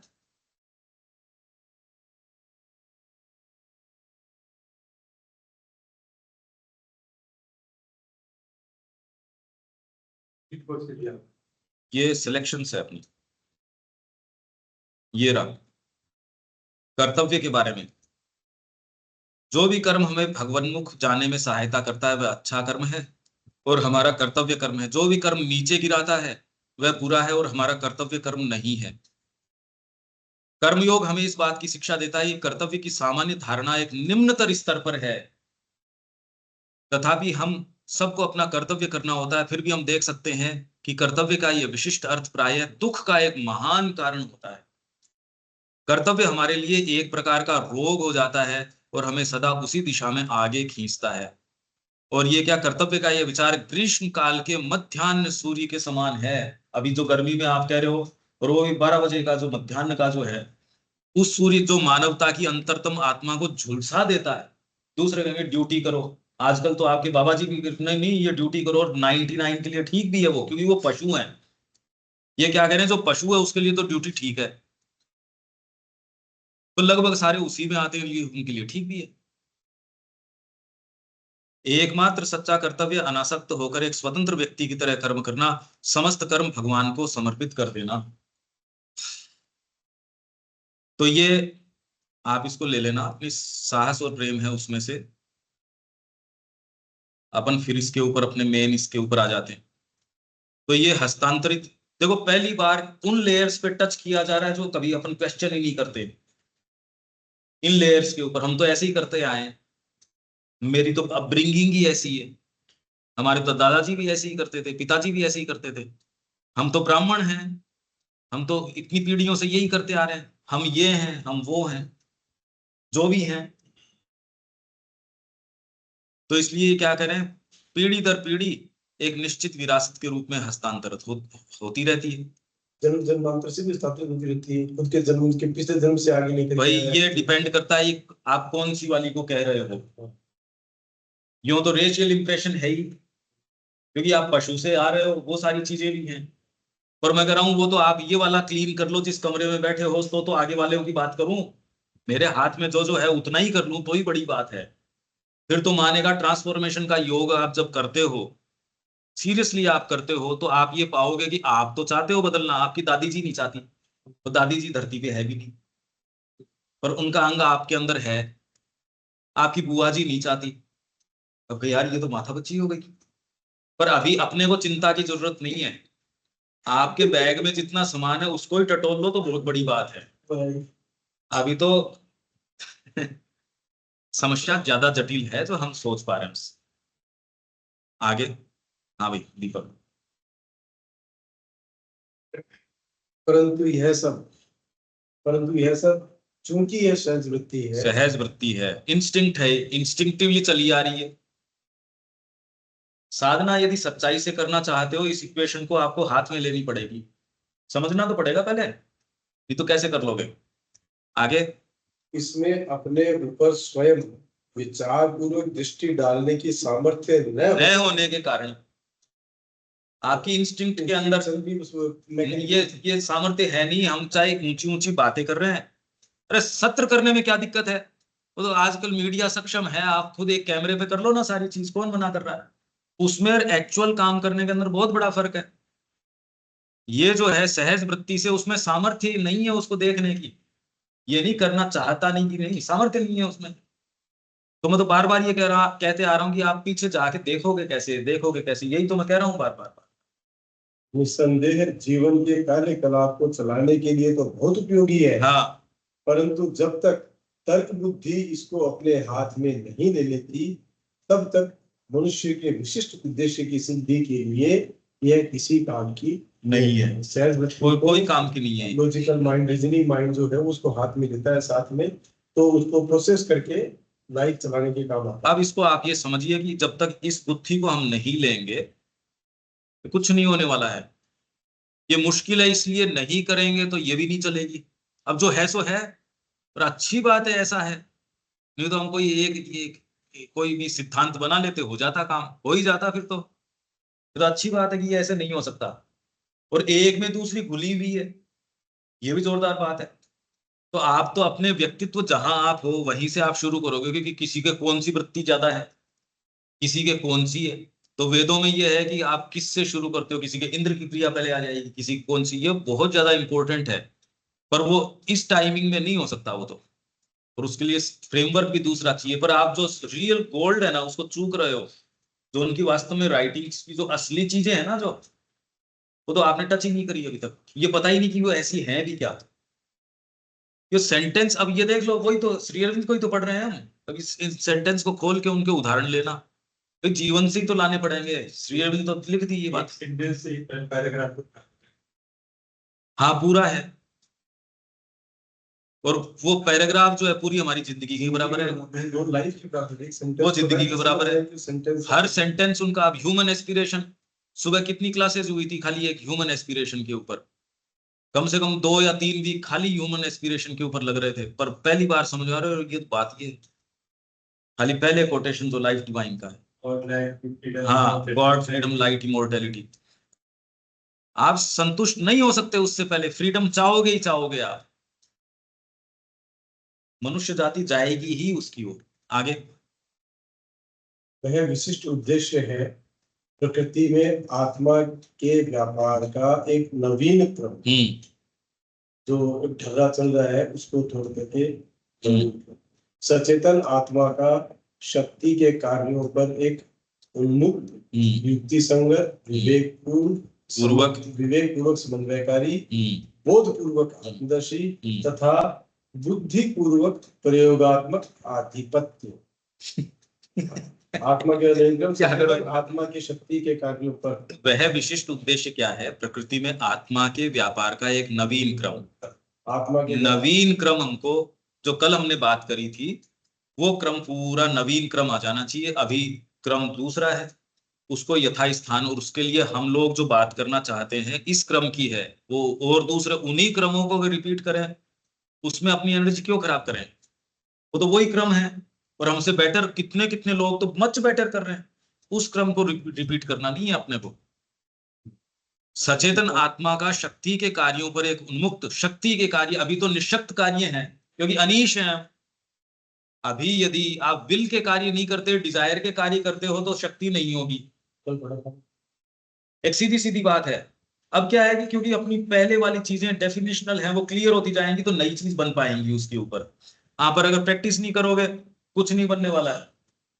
शक्ति के कार्यों पर उन्मुक्त, युक्ति संगत, विवेक पूर्वक समन्वयकारी, बोध पूर्वक आत्मदर्शी तथा बुद्धि पूर्वक प्रयोगात्मक, प्रयोगात्मक कि उसको आप एग्जीक्यूशन के अंदर लेके आ सको, आधिपत्य। इन तीनों का मतलब ये बुद्धि प्रयोग करती है, आत्मदर्शी का बोध होता है और विवेक और समन्वय करता है। तो विवेक पूर्वक समन्वयकारी, बोध हाँ मतलब बुद्धि ये काम करती है, बुद्धि काम करती है, प्रयोग का युक्ति संगत मतलब बुद्धि का काम है, युक्ति संगत रूप में बिठा देगी कि भैया ये काम है। भावना तो तेरी बड़ी इंपॉर्टेंट है, पर भावना भावना की जगह अच्छी लगेगी। मेरे तो खूब भावना उठ रही है और मैं जाके इसको इस समय ये प्रॉमिस कर देता हूं कि तू होता कौन है ये प्रॉमिस करने वाला। भावना तो कितनी उठती है हमारे अंदर कि चलो हम यहाँ ये वाली चीज बोल देते हैं, दूसरा करना। बुद्धि आके कहती नहीं, इस समय ये डिसिप्लिन जरूरी है। माँ को दूसरा व्यक्ति आके कहता है मेरे को तो इस समय ध्यान लग रहा है आपका, आपकी नजदीकी ज्यादा महसूस होती है। माँ कहती है इन बातों में फायदा नहीं है, प्रणाम के लिए आ जाया करिए। अगर ये माँ में प्रैक्टिकल सेंस न हो तो वो मैनेजमेंट चल सकता है क्या? और सामान्य लोग थोड़ी थे। सामान्य को तो आप सीधे कह दो भैया तेरे को 100 वर्ष से तो ठीक है, निकल से अपनी ये पैसे ले जाए, या जो जो भी आपका उससे कमिटमेंट है। वहां तो सारे कहे मैं तो साधक हूं, और कैसे किस किस स्तर के, उनको कैसे मैनेज करो आप सोचो तो सही। एक एक को मैनेज करना उनमें से मुश्किल, किस आधार पे करोगे? और वो व्यक्ति कह रहा आपने तो आके रात को कहा था कि सुबह मैं ये कहूंगी, और तेरी निष्ठा की कसौटी ये है, उसको मेरे को मेरी बात को मानना, मतलब हृदय वाली माँ को मानना, बाहर वाली माँ को मत मानना। अब आप इसमें सफल होना चाहोगे या असफल? लेटर्स हैं ये तो छपे हुए, श्री अरविंद को लिखते थे। दमोदर में है ये लेटर्स, दमोदर को पढ़ो पूरा, 32वां वॉल्यूम जो है लेटर्स ऑन दमोदर, वो जो चीजें हैं उसमें। तो इसलिए युक्ति संगत, विवेक पूर्वक समन्वयकारी, बोध पूर्वक आत्मदर्शी, नहीं तो आत्मदर्शी तो है, बोध पूर्वक है नहीं, तथा बुद्धि पूर्वक प्रयोगात्मक आधिपत्य, प्रयोग के अंदर आधिपत्य नहीं आ पा रहा। ये सारी चीजें बहुत ज्यादा इंपॉर्टेंट है अगर माँ का कार्य करना है तो। इनमें से पहली बात तो ये समझ में ही आनी मुश्किल है। आगे वही दूसरी ओर तर्क बुद्धि का अस्तित्व ज्ञान के लिए है। वह अपने को कर्म के द्वारा बहा लिए जाने से रोक सकती है। वह कर्म से अलग खड़ी हो सकती है। कर्मरत शक्तियों की क्रियाओं तथा क्षमताओं का विवेक पूर्वक अध्ययन कर सकती है। उन्हें स्वीकार अथवा अस्वीकार कर सकती है। उनमें संशोधन अथवा परिवर्तन कर सकती है। उन्हें अधिक अच्छा बना सकती है तथा उनका गठन और पुनर्गठन कर सकती है। कहीं उन्हें दबा सकती है तो कहीं उन्हें छूट भी दे सकती है तथा एक विवेकशील, बुद्धिगम्य, संकल्प युक्त एवं संगठित पूर्णता के लिए यत्नशील बन सकती है। ये कर सकती है, पर ये हो नहीं सकता। आपके अगर साइकिक वाली चीज नहीं आए तो नीचे का दबाव इतना है, ये सकने वाली बात है, होता नहीं है इस तरीके से। कह जरूर रहे हैं, इसलिए बहुत वेल मीनिंग लोग होते हैं, गुडविल वाले लोग होते हैं, कर थोड़ी सकते, कर नहीं सकते, क्योंकि नेसेसरी पावर तो दूसरी जगह से आएगा, इसके पास पावर नहीं है उस तरीके से। हाँ शक्ति है, इसलिए इसका कल्टीवेशन है वो बहुत ज्यादा जरूरी है लोअर मेंबर्स को कंट्रोल करने के लिए। पर ये ऐसी क्षमता है, इसकी पढ़ जरूर रहे हैं आप, तो सारों से मिलते ही हो, ये तो दिखने को ही नहीं मिलती ये बात, तो ये तो चर्चा ही नहीं है। अब मेरे को बताइए कि हम जो चर्चा करते हैं उसमें ये चीजें आनी चाहिए ना, ये तो बीइंग की बात है हमारे। अगर ये हम बात ही नहीं करें, इसका पता ही नहीं हो, तो हम करेंगे कैसे? मार्ग की डिटेल का और का पता नहीं और यूं ही निकल पड़े, तो ये तो मार्ग कोई कोई आप नहीं जाओगे। और वही कोई सेंसिटिव मामला हो उसके अंदर तो पूरी पूरी एक एक आप चप्पे की डिटेल लेके जाओगे, और उसमें भी डिटेल के बाद में अप्रत्याशित चीजें तो फिर भी हो सकती है, है ना। और इसमें हमको पता ही नहीं है इसका, और हर जना वेल वर्स्ड है इसके लिए। चलो आगे।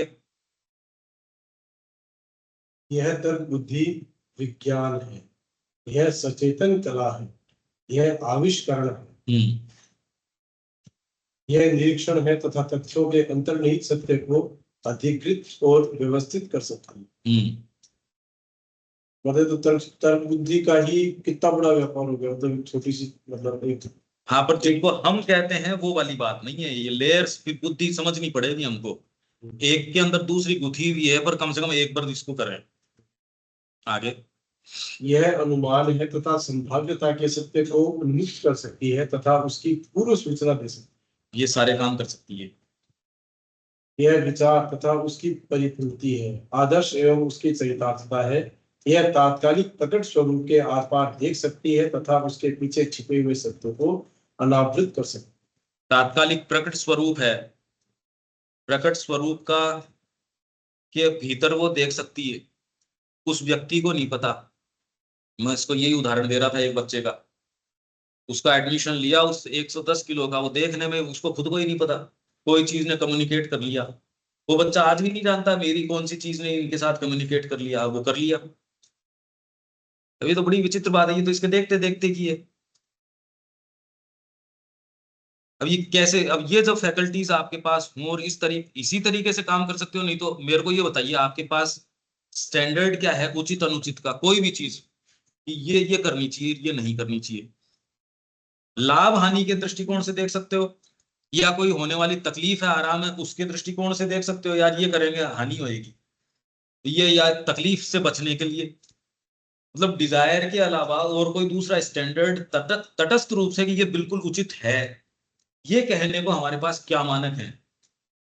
कोई जो घटना है उसका विवेचन करने के लिए, जैसे अब मैं तो फिर से नेपोलियन का उदाहरण है, आप सारे अकाउंट पढ़ लो, उसके साथ रहे व्यक्तियों का अकाउंट पढ़ लो नेपोलियन के बारे में, इतिहास पढ़ लो सारा का सारा, श्री अरविंद का एक पैराग्राफ पढ़ो। श्री अरविंद कह रहे हैं किस व्यक्तित्व का, ये तो एक शक्ति है, शक्ति का क्या विवेचन करोगे, कोई आदमी थोड़ी है ये, बवंडर है ये तो। उसके लिए आपकी नैतिकता, मनुष्य की नैतिकता कहाँ लागू होगी, चक्रवात आता है मनुष्य की नैतिकता लागू होगी चक्रवात के ऊपर।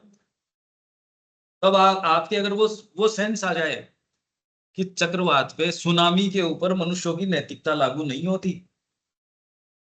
तो आप अच्छा ये बात है, नहीं तो आप परेशान हो जाओ चाहे। इसलिए अगर आप देखोगे वास्तव में, तो आपके पास कोई मानक नहीं है किसी भी घटना को उचित अनुचित कहने का।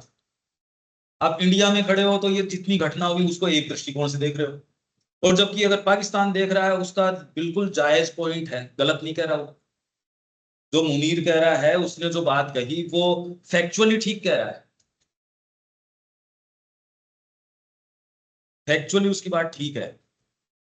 हाँ, पर जो दूसरे स्टैंडर्ड्स के ऊपर है उसमें इंडिया हमेशा ही ठीक है उस तरीके से। पर अभी आपके पास स्टैंडर्ड क्या है, अभी इसके तो कोई मानक तो है नहीं। अब चाइना के विषय में जो एक जनरल एक एटमोस्फियर बना रखा है, ऐसा कभी हिस्ट्री में था ही नहीं, कभी नहीं था। और हम ये खाली कहने के लिए नहीं कह रहे, इतनी मोटी किताब हमने तैयार करी है, फैक्ट्स हैं उसमें, डॉक्यूमेंट्स हैं, पूरे मैप्स हैं, ओरिजिनल किताबें कल्लण की और की सारा कश्मीर का इतिहास मंगा के सारे डॉक्यूमेंट अपन ने, डॉक्यूमेंट और मैप किए अपन ने। पूरे समय इंडिया की गलती थी, चाइना की कभी कोई गलती थी ही नहीं।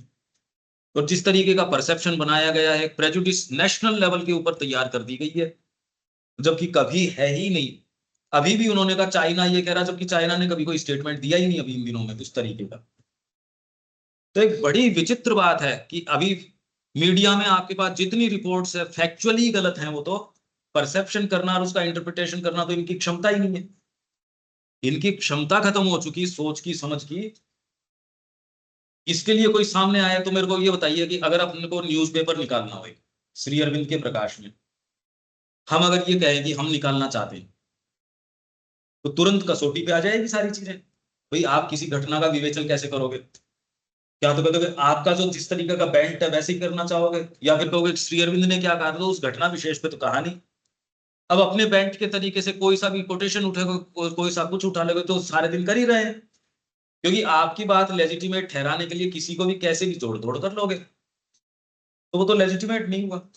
तो करो कैसे इस काम को, यहाँ आके अटक जाए।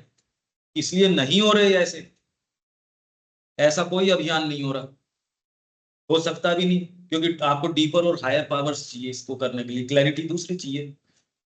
जैसे ही आप ये ऐसा अभियान लेते हो तो तुरंत ही आप ये पाओगे नहीं भैया हम तो सक्षम नहीं, आप तुरंत बंद कर दोगे उसको।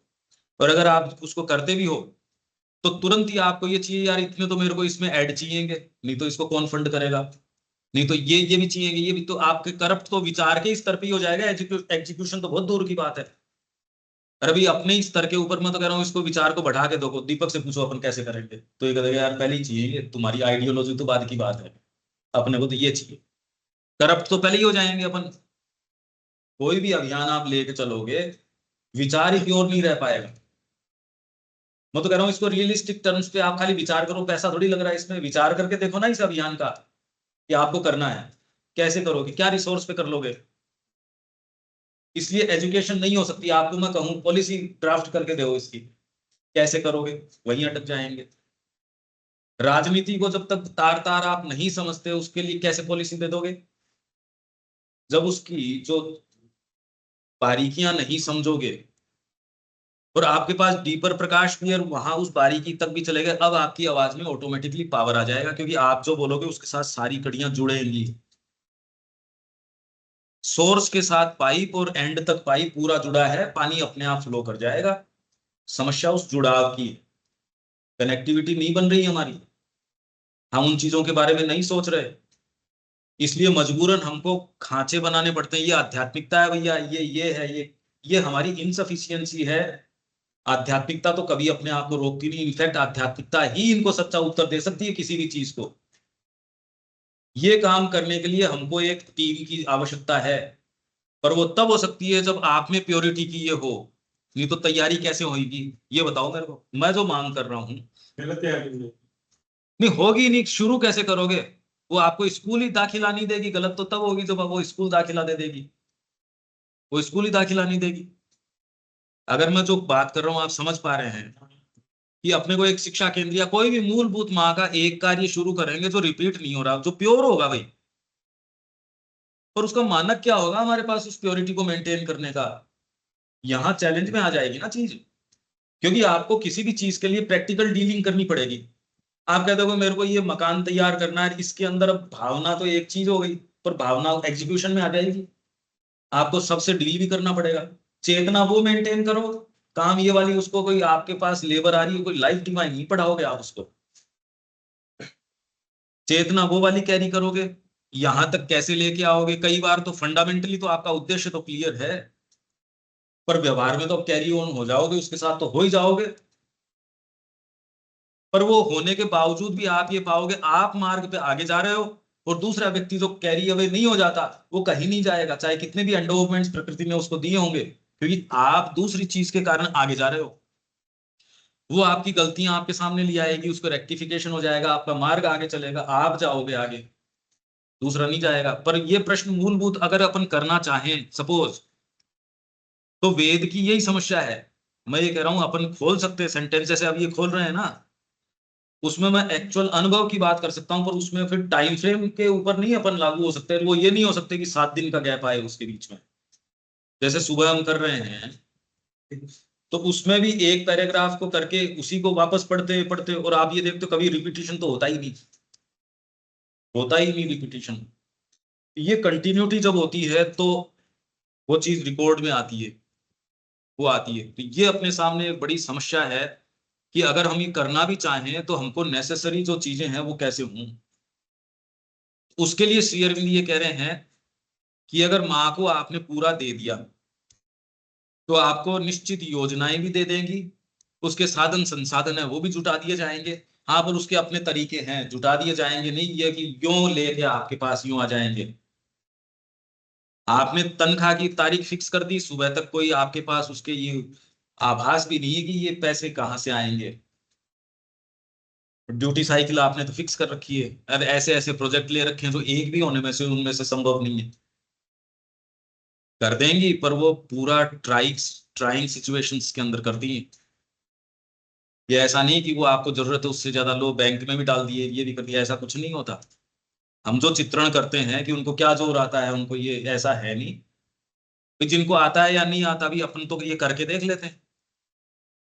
इससे आगे तात्कालिक प्रकट स्वरूप के आर पार देख सकती है तथा उसके पीछे छिपे हुए सत्यों को अनावृत कर सकती है। यही मैं बता रहा था। तात्कालिक जो है, जैसे मैं यहाँ तो चीजें सेंस करता हूँ, जिस तरीके से मैं अलग सेंस करता हूँ, यहाँ जो आके मैं सेंस करता हूँ वो तो बात की बात है। आगे यह सेवक है परंतु समस्त उपयोगिताओं की स्वामिनी भी है। सेवक तो है पर अब इसको इससे हायर पावर चाहिए जो इसको ये कहते हैं कि यहाँ तो तू सेवक है, यहाँ स्वामिनी है। ये तो ऊपर वाला ही बताए, यहाँ है प्रॉब्लम। आगे समस्त उपयोगिताओं को एक ओर रखकर सत्य के लिए सत्य के निरपेक्ष भाव से खोज कर सकती है। उपयोगिता यूटिलिटीज आपकी जो है उनकी तो स्वामिनी है, पर उनको जब चाहे तब उनसे मुक्त रूप से कहते चलो एक बार इनको साइड रखते हैं, उपयोगिताओं की बात नहीं। क्या ये किया जा सकता है? कैसे करो इसको? उपयोगिता मतलब उस समय की कितनी आपको अभिभूतकारी होती है, उससे एक से उपरत होना कितना मुश्किल होता है। आप तो समझ पाते हैं इसको कि क्या करें, ये एक ही चीज, एक कमिटमेंट है।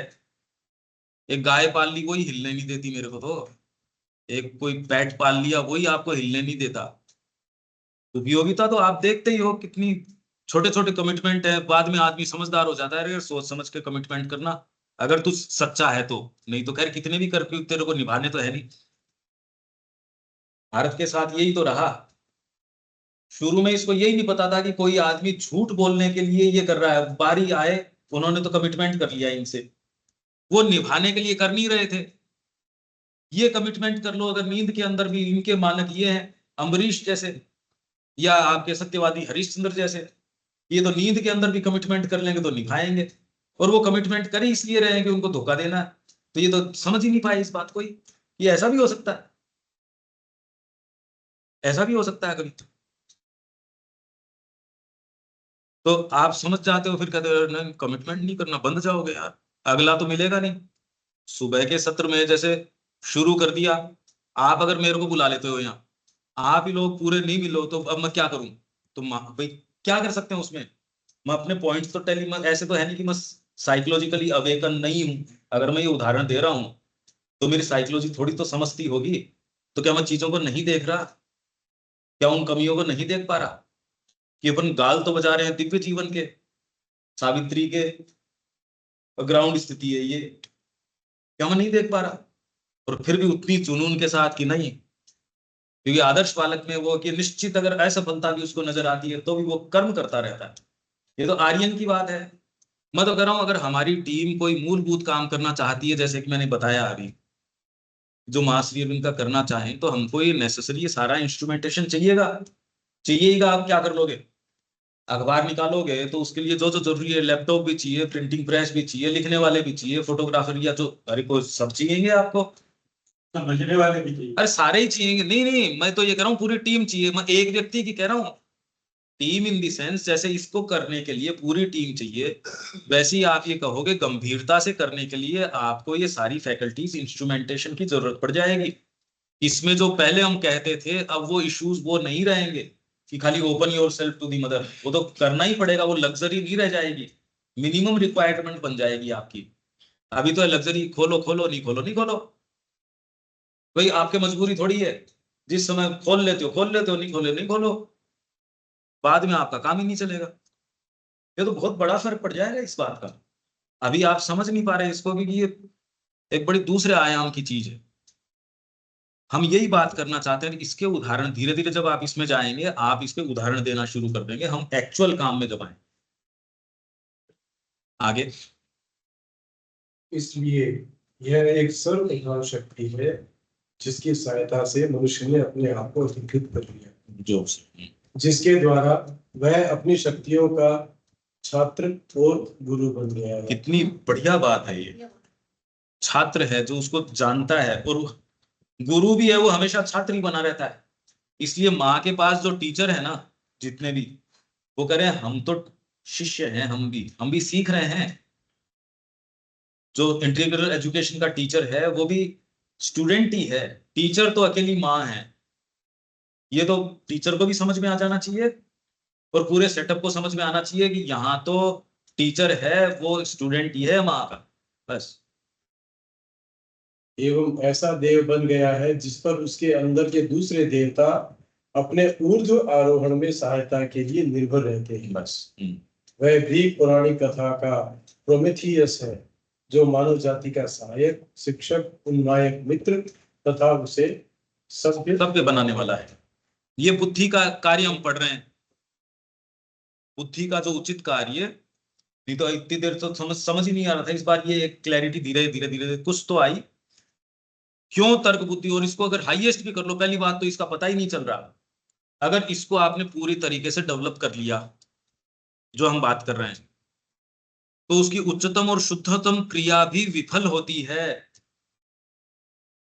ये श्री अरविंद ने कह दिया कि रैशनलिस्टिक एज आई, पर क्योंकि श्री अरविंद एजेस की बात कर रहे हैं ना, कि अलग अलग एज आती है। ये पहले सबसे पहले टाइपल एज ये आती है, सिंबॉलिक, सबसे पहली एज होती है सिंबॉलिक, फिर बाद में उसकी टाइपल, कन्वेंशनल, इस तरीके से क्रम से चलती है। तो हमारे जैसे सबसे पहले वैदिक एज आई, वो सिंबॉलिक एज थी। उसके बाद में उसके, हाँ,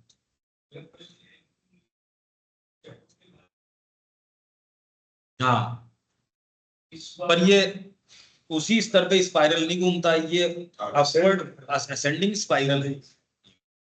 श्री अरविंद ने उसका काम में लिया, वो जर्मन लेफ्रिंथ करके है या कोई ऐसा कुछ नाम है, उसने ये सिद्धांत दिया कि ये एजेस से घूमती है। श्री अरविंद ने कहा, उसका नाम लिया है, पर श्री अरविंद तो नाम तो किसी का भी ले लेते हैं, फिर अपने ही नई बिल्ड करते हैं उसको। तो उन्होंने बताया और कैसे भारत के अंदर ये एज अलग रही, पश्चिम में कैसे अलग रही, इसका बड़ा उन्होंने नजदीक से विवेचन किया है श्री अरविंद ने इसी के अंदर, और इसमें है, अपने सिलेक्शंस में है।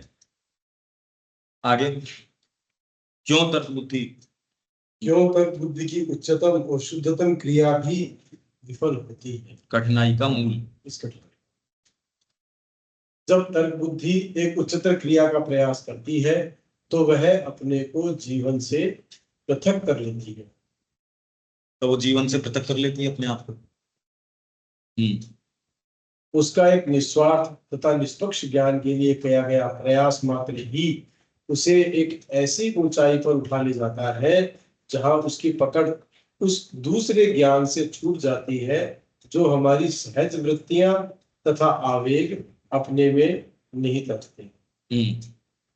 और इसका ज्ञान, इनका ज्ञान भले वह कितना भी अपूर्ण, तमाच्छादित तथा सीमित क्यों न हो, फिर भी उस वैश्विक ज्ञान संकल्प शक्ति का एक छिपा हुआ धर्म है जो अस्तित्व में अंतर्निहित है और सब पदार्थों का उनकी प्रकृति के अनुसार सृजन एवं संचालन करता है। इसको शुरू से ही खोलते हैं, नहीं कुछ नहीं समझ में आएगा। यही प्रॉब्लम है इस सेंटेंसेस के साथ, अगर इनको नहीं खोलो तो कुछ नहीं, क्या समझ में आया इसका। कॉम्प्लेक्स। हाँ, जब तर्क बुद्धि एक उच्चतर क्रिया का प्रयास करती है, क्योंकि अपने स्तर के ऊपर, तो ये छात्र भी है और गुरु भी है, ये तो इसकी बेस्ट से बेस्ट संभावना की बात कर रहे हैं, पर वो कभी भी फुलफिल होती नहीं, हो सकती भी नहीं, क्योंकि यही टाइटल इसका, वो विफल ही होती है। अगर प्योरेस्ट फॉर्म में भी हो तो भी विफल ही होगी, ये कह रहे हैं श्री अरविंद। जब तर्क बुद्धि एक उच्चतर क्रिया का प्रयास करती है, चलो अपन हायर प्रयास करेंगे, कि जैसे आप कह रहे हो कि हम रीडिंग करके कर रहे हैं, या एक उच्चतर प्रयास कि हम जीवन से कुछ अलग करते हैं, तो पहला, सबसे पहला काम तो क्या होता है, वो सहज रूप से वो जीवन से अपने आप को अलग करने की कोशिश करती है। जैसा कि प्रयास हम देखते ही, वो जीवन से काट लेती है।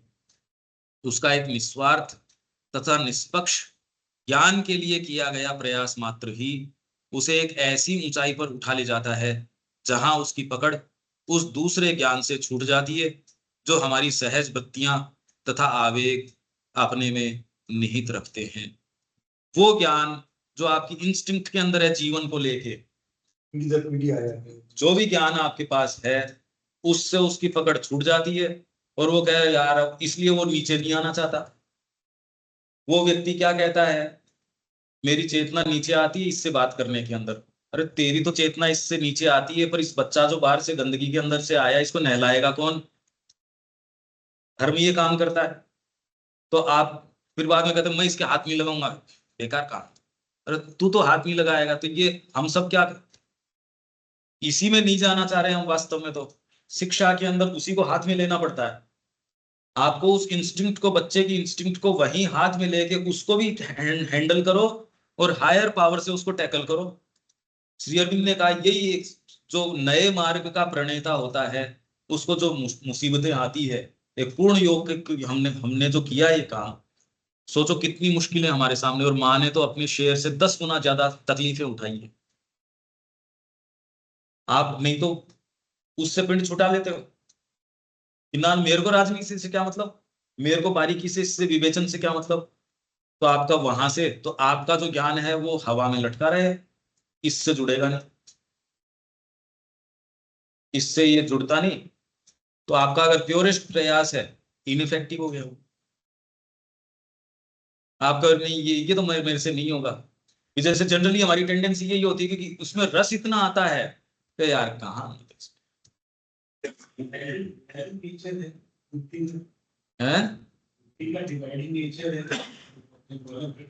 अरे भाई किसी को अच्छा रस आ रहा है, मेरे को ये बताओ, मेरे को कोई मीठा आम खिला रहा है, मैं क्यों कड़वी चीज में हाथ डालूंगा? तो आप ही करे यार इसमें रस आ रहा है। अरे आपको तो रस आ रहा है, इसलिए खाली इसका उत्तर यही हो सकता है।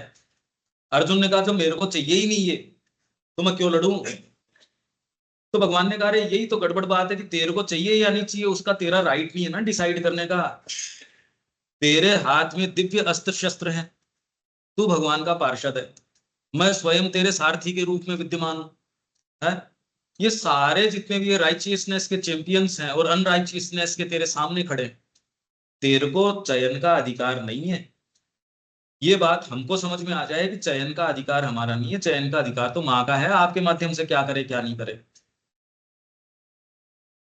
ये अंडरस्टैंडिंग आती नहीं, सेटल्ड अंडरस्टैंडिंग नहीं आती है। कहने तो अभी कह तो अपने दिया ही, आपने सुन भी लिया, पर सेटल्ड तरीके से आपके पांव इसके लिए उठ जाए तो परम सौभाग्य किसी का हो तो उठे। नहीं तो अभी सुनना और पढ़ना लिखना तो हम कर ही रहे हैं, सारे के सारे उसी ग्रुप के तो हैं हम सारे, उसी आधार पे तो बात हो पा रही है, उसी आधार पे इसकी समस्याएं हम डिस्कस कर रहे हैं। तो निस्वार्थ तथा निष्पक्ष ज्ञान के लिए किया गया प्रयास मात्र ही उसे एक ऐसी ऊंचाई पर उठा ले जाता है जहां उसकी पकड़ उस दूसरे ज्ञान से छूट जाती है जो हमारी सहज वृत्तियां तथा आवेग अपने में निहित रखते हैं। इसलिए आवेगों का अपना सत्य है, और जब तक उसको आप एड्रेस वहां से नहीं करते, मैं इनको छोड़ के जा रहा हूं, हो ही नहीं सकता। आप उनमें भी नहीं जा सकोगे, ये करना ही पड़ेगा आपको, ये करना ही पड़ेगा, ये समस्या है। तो इसलिए, और इसका ज्ञान भले वह कितना भी अपूर्ण, तमाच्छादित तथा सीमित क्यों न हो, फिर भी उस वैश्विक ज्ञान संकल्प शक्ति का एक छिपा हुआ कर्म है जो अस्तित्व में अंतर्निहित है। हमारी सहज वृत्तियों का, इनका जो ज्ञान है, इनके अंदर भी जो चीज है, वो कितना भी आपको ऑब्स्क्योर लगता हो, कितना भी तमाच्छादित लगता हो, अरे ये कैसा है, पर उसका एक अपना सत्य है, उसका एक अपना सत्य है। इसलिए चाहे आपकी राजनीति कैसी भी हो, कौन सा बाबा जी आके ये कह देगा मैं हाथ में लेता हूं इसको, उसको कहने को तो ग्रेटर नॉलेज होगी उसके पास, होगा तो उस पे नहीं आएगा। पूर्ण शिक्षा क्या होती है, इंटीग्रल एजुकेशन, आपकी कितनी भी बड़ी आध्यात्मिकता है, कोई उनके पास प्लान नहीं है। आप देख लो जो माँ की पूर्ण शिक्षा है और कितनी भी पद्धतियां, उनमें किसी ने कोई आपको ब्लूप्रिंट दिया है क्या? उनको सेंस ही नहीं है। या जीवन में पूर्ण योग को लागू कैसे किया जाए, उसका कोई सेंस नहीं है। श्री अरविंद ने इसको यहाँ इस स्तर पे भी लिया है, और भारतीय संस्कृति ने कभी काट के अलग नहीं किया इसको। और इनका ज्ञान कितना भी अपूर्ण, तमाच्छादित, सीमित ज्ञान हो, फिर भी वैश्विक ज्ञान संकल्प शक्ति का छिपा हुआ कर्म है जो अस्तित्व में अंतर्निहित है। आपकी एग्जिस्टेंस में है ये चीजें, कामना का अपना एक औचित्य है, आप उसको प्री मैच्योरली काट के अलग नहीं कर सकते। हर चीज का अपना सत्य है, उसका राइटफुल उसका देह भाग है, उसको काट के अलग नहीं किया जा सकता, उसका जस्ट सेटिस्फेक्शन उसको देना पड़ेगा। लोअर नहीं कह रहे हम, जस्ट सेटिस्फेक्शन का मतलब लोअर सेटिस्फेक्शन नहीं होता, जस्ट मतलब उचित, जस्ट मतलब लोअर थोड़ी होता है। और सब पदार्थों में उनकी प्रकृति के अनुसार सृजन एवं संचालन करती है। यह सच है कि भौतिक विज्ञान तथा दर्शन शास्त्र भी सदा संपूर्णतः निष्पक्ष तथा निस्वार्थ नहीं होते। वे अपने ही विचारों के, अपनी एकांगी प्रणालियों के और जल्दबाजी में उनसे निकाले अपने सामान्य अनुमानों के अत्याचारों के शिकार हो जाते हैं। ठीक है, ये अत्याचार है। ये क्या मतलब हुआ दीपक इसका? वे अपने ही विचारों के, अपनी एकांगी प्रणाली। हाँ होता कैसे है पर ये जल्दबाजी में उसमें उनसे निकाले अपने सामान्य अनुमानों के, ये कैसे? एग्जाम्पल मतलब उसमें ऐड देखते हैं जो भौतिक विज्ञान और दर्शन शास्त्र, एक कोई एक थ्योरी पकड़ते हैं और कुछ दिनों बाद में उसका कॉन्ट्रडिक्शन आता ही है। अपन मतलब एक्चुअली डेली देखते ही निष्पक्ष नहीं है वो, निष्पक्ष नहीं है वो, अपने पहले प्री प्री कंसीव नहीं पर अगले निष्पक्ष चल रहे हैं, झूठा नहीं है वो। हाँ जैसे माँ ने सत्यारोहण नाटक लिखा, उसमें जितने भी किरदार हैं वो सच्चे किरदार हैं। अब झूठों का तो कोई अंत ही नहीं है। फिर बाद में आप कोई परीक्षण करते हो तो बेस्ट उसकी जो ऑप्टिमम लेवल के ऊपर करते हो, तब तो उसके निर्णय रियलिस्टिक है, नहीं तो क्या मतलब हुआ? जब आप सच्चा एक फिलेंथ्रोपिस्ट लेते हो और वो सत्य के मार्ग पे चलता है, सच्चा जो चैरिटी करने वाला है या फिलेंथ्रोपिस्ट है, वो सत्य के मार्ग पे चलता है, वो सबसे पहले रुक जाता है। सत्यारोहण नाटक में यही है ना, सबसे पहले फिलेंथ्रोपिस्ट रुकता है आपका, और वो दूसरों को कहता है भाइयों मैं रुकूंगा क्योंकि इसके बाद संसार नहीं नजर आएगा, तो फिलेंथ्रोपी करूंगा किसकी? वो सच्चा आदमी है उसकी बात कर रहे हैं हम। माने विश्व के जितने भी ये प्रारूप हैं, वो मान लो उठा लिए, वैज्ञानिक भी उठा लिया, इनमें से अगर ये सच्चे भी हैं, फिलेंथ्रोपिस्ट तो बहुत ऊंची बात हो गई, जो जगत का कल्याण, जो अपने ऊपर केंद्रित नहीं है। यहां तो मैं कह रहा हूं उससे पहली वाली अवस्था पे नहीं जा रहे। फिलेंथ्रोपिस्ट वहीं जाके, क्योंकि निष्पक्ष नहीं है उसका। क्यों नहीं है निष्पक्ष? वो इस आधार को मान के चल रहा है कि सत्य वहीं तक मेरे काम का है जहां तक जगत दिखता है। इसलिए उनकी पश्चिम की जो आर्ट है, हाईएस्ट आर्ट भी है, वो निष्पक्ष नहीं है, क्योंकि वो जड़ तत्व को आधार मान के चलती है, या आपकी मनोविज्ञान को एट द मोस्ट। भारतीय कला जस्ट दी ऑपोजिट से शुरू करती है। अब ये ऐसे क्षेत्र हो गए या ऐसी चीजों में प्रवेश हो गया, ये तो कैसे बताओ? निष्पक्ष का मतलब ये नहीं कह रहा मैं कि वो हिपोक्रिट है, वो जानबूझ के गलत सोच के, ये नहीं कह रहा मैं। उसका जो अन्वेषण है, उसकी जो अप्रोच है, वो प्योर है, वो खरे रूप में सोच के चल रहा है। फिलेंथ्रोपिस्ट है, पर वो कह रहा है भाई जगत ही नहीं दिखेगा तो मैं फिलेंथ्रोपी करूंगा कहाँ? तो मेरे लिए तो इतना ही है, तो वो निष्पक्ष नहीं रहा उस तरीके से। तो आप ये सोचिए, जब हम कह रहे हैं हमारे पास सत्य का एकाधिकार है, या हमको तो लगता तो है ही, जिस सीरियसनेस के साथ हम सारे के सारे कि यही सत्य है, यही बात है, अब ये तो कहीं रही नहीं है बात। तो ये कैसे हो फिर? निष्पक्ष तो हम है ही नहीं। हम कल से अपनी मशीनरी को जानने के लिए लग रहे हैं, उसमें बुद्धि का क्या स्थान है वो जान रहे हैं। अब इसके जो निष्कर्ष है वो आप टैली करो, इससे क्या मतलब निकलता है आगे। और उनको व्यवहार में लाने के मनुष्य के रुझान के कारण वे इन भावों को जीवन पर थोपने का यत्न करते हैं, और वो कभी नहीं हो सकते। इसलिए आप में यदि कुछ हो तो आप परिवार के साथ वायलेंस के ऊपर उतर जाते हो, और दूसरे को तो करो नहीं करो, या आपको लगता है यहाँ उसके वायलेंस ही रहता है उस व्यक्ति के, क्योंकि उसको लगता है यही तय दायरा, इस मोल्ड में आओ सारी की सारी चीज। वो ये नहीं समझ पा रहा कि अरे ये नहीं आ सकते ऐसे।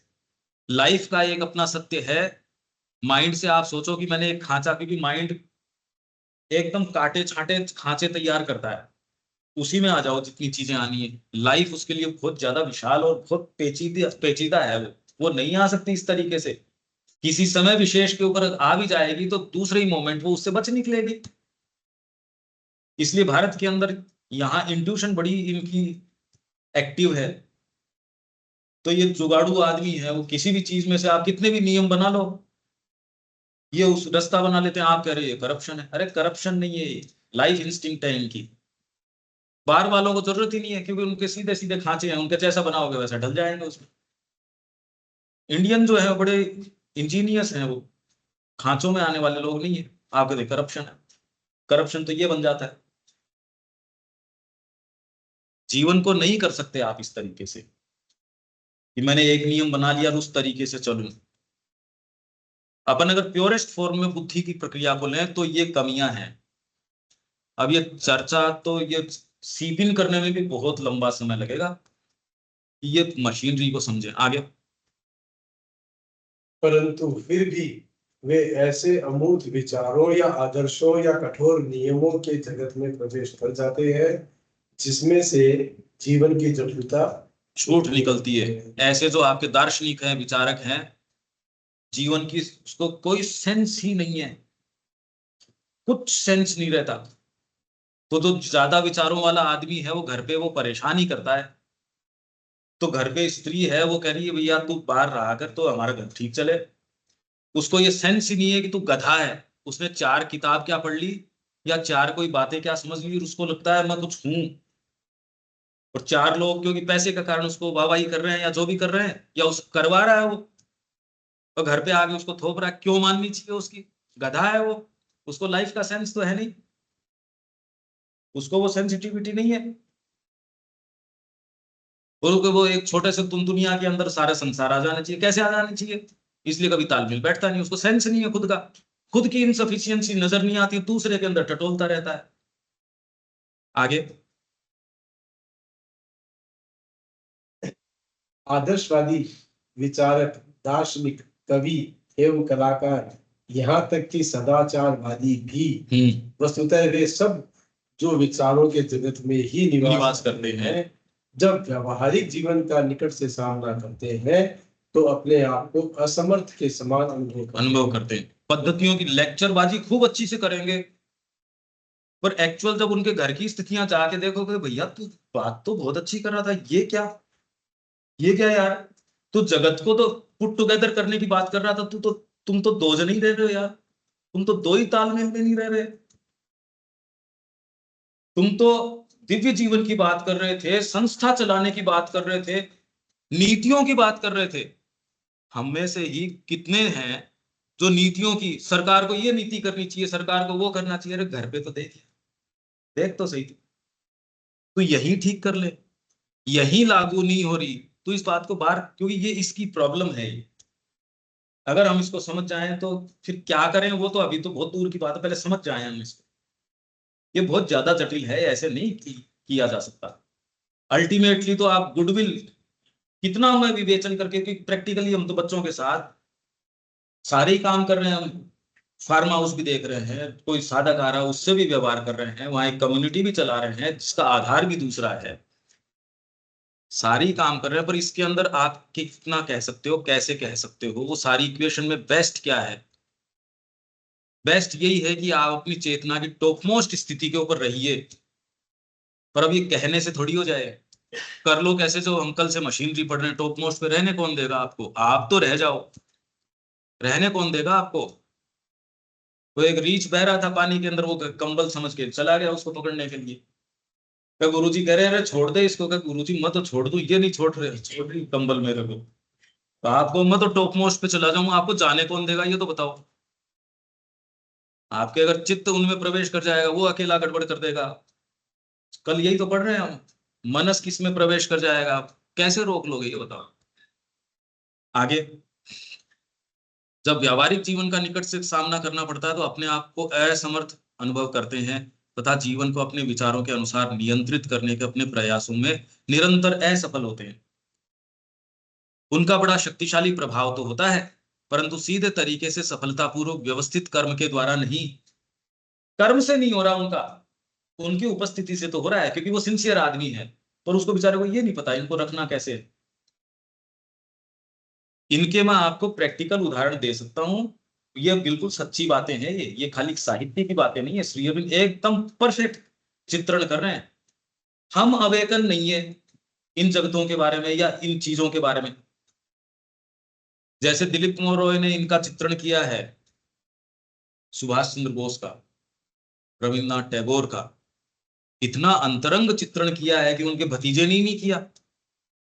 ए बोस ने जो माई अंकल नेताजी जो लिखी है उसका चित्रण पढ़ो, और एक दिलीप कुमार रॉय ने लिखी है नेताजी द मैन, उन दोनों को पढ़ के पता चल जाएगा। रविन्द्रनाथ टैगोर का इन्होंने जो वर्णन किया अमंग द ग्रेट के अंदर, तो कृष्ण प्रेम ने कहा कि मैंने इतना अंतरंग वर्णन इनके स्वभाव का तूने ये चित्रण किया है, पर अब इससे ऊपर की इंटेलिजेंस जो है, बुद्धि वहां तक नहीं जाती। बुद्धि ने तो अपना काम कर ही दिया टॉप मोस्ट, बुद्धि ने उनका चरित्र चित्रण कर दिया, पर इससे ऊपर की जो चीज है वो आपकी क्षमता में नहीं है। वो आगे क्या कहते हैं, पर दिलीप यार तूने ये क्या किया, तूने किया बहुत अच्छा चित्रण किया, पर ये किया क्या तूने। गुरु कोई अमंग द ग्रेट में कहने की चीज है, अमंग। इसकी बजाय मैं तेरे को तेरे गुरु के बारे में पढ़ना मैं अच्छा मानता हूं। गुरु कोई प्रकीर्ण नहीं है कि एक भीड़ में गुरु को मिला दिया। ये तूने दिलीप क्या किया, एक लाइन कह के छोड़ दिया। अगर कोई सेंसिटिव आदमी हो शर्मसार हो जाए, पानी पानी हो जाए। इतनी मोटी किताब है अमंग द ग्रेट, और उसका एक लाइन में कह दिया यार तूने क्या किया है। उन्होंने तो पूरी जो ज्ञान की क्षमता है उसके ऊपर ले जाके चित्रण कर दिया। कोई सामान्य व्यक्ति तो है नहीं। और एक दूसरा व्यक्ति जो उसके जो पश्चंती बुद्धि और पश्चंती वाक जो कहता है, वो सत्य का शब्द आता है, ये बहुत बड़ी शक्ति है। यूं ही चीख के चले जाओगे, इनका पता नहीं करोगे क्या। ये ऐसी चीजें भी होती हैं जो कही जा रही हैं या होती हैं कागजों के अंदर। ये हमसे प्रश्न है, हम सबसे। उसके लिए जो मांग करी जा रही है, उसके लिए मांग करी जा रही है। कितनी बड़ी शक्ति चाहिए ये देखने की। उन्होंने कहा ये यार दिलीप तूने क्या किया। हमको तो चित्रण ही इतना अभिभूतकारी लगता है, पर ये कोई गुरु अमंग द ग्रेट कहने की चीज है क्या कोई। अब ये बात उनके भी समझ में आई, कितना बड़ा एफर्ट किया है वो। एक पेज थोड़ी अमंग द ग्रेट, मोटी किताब है।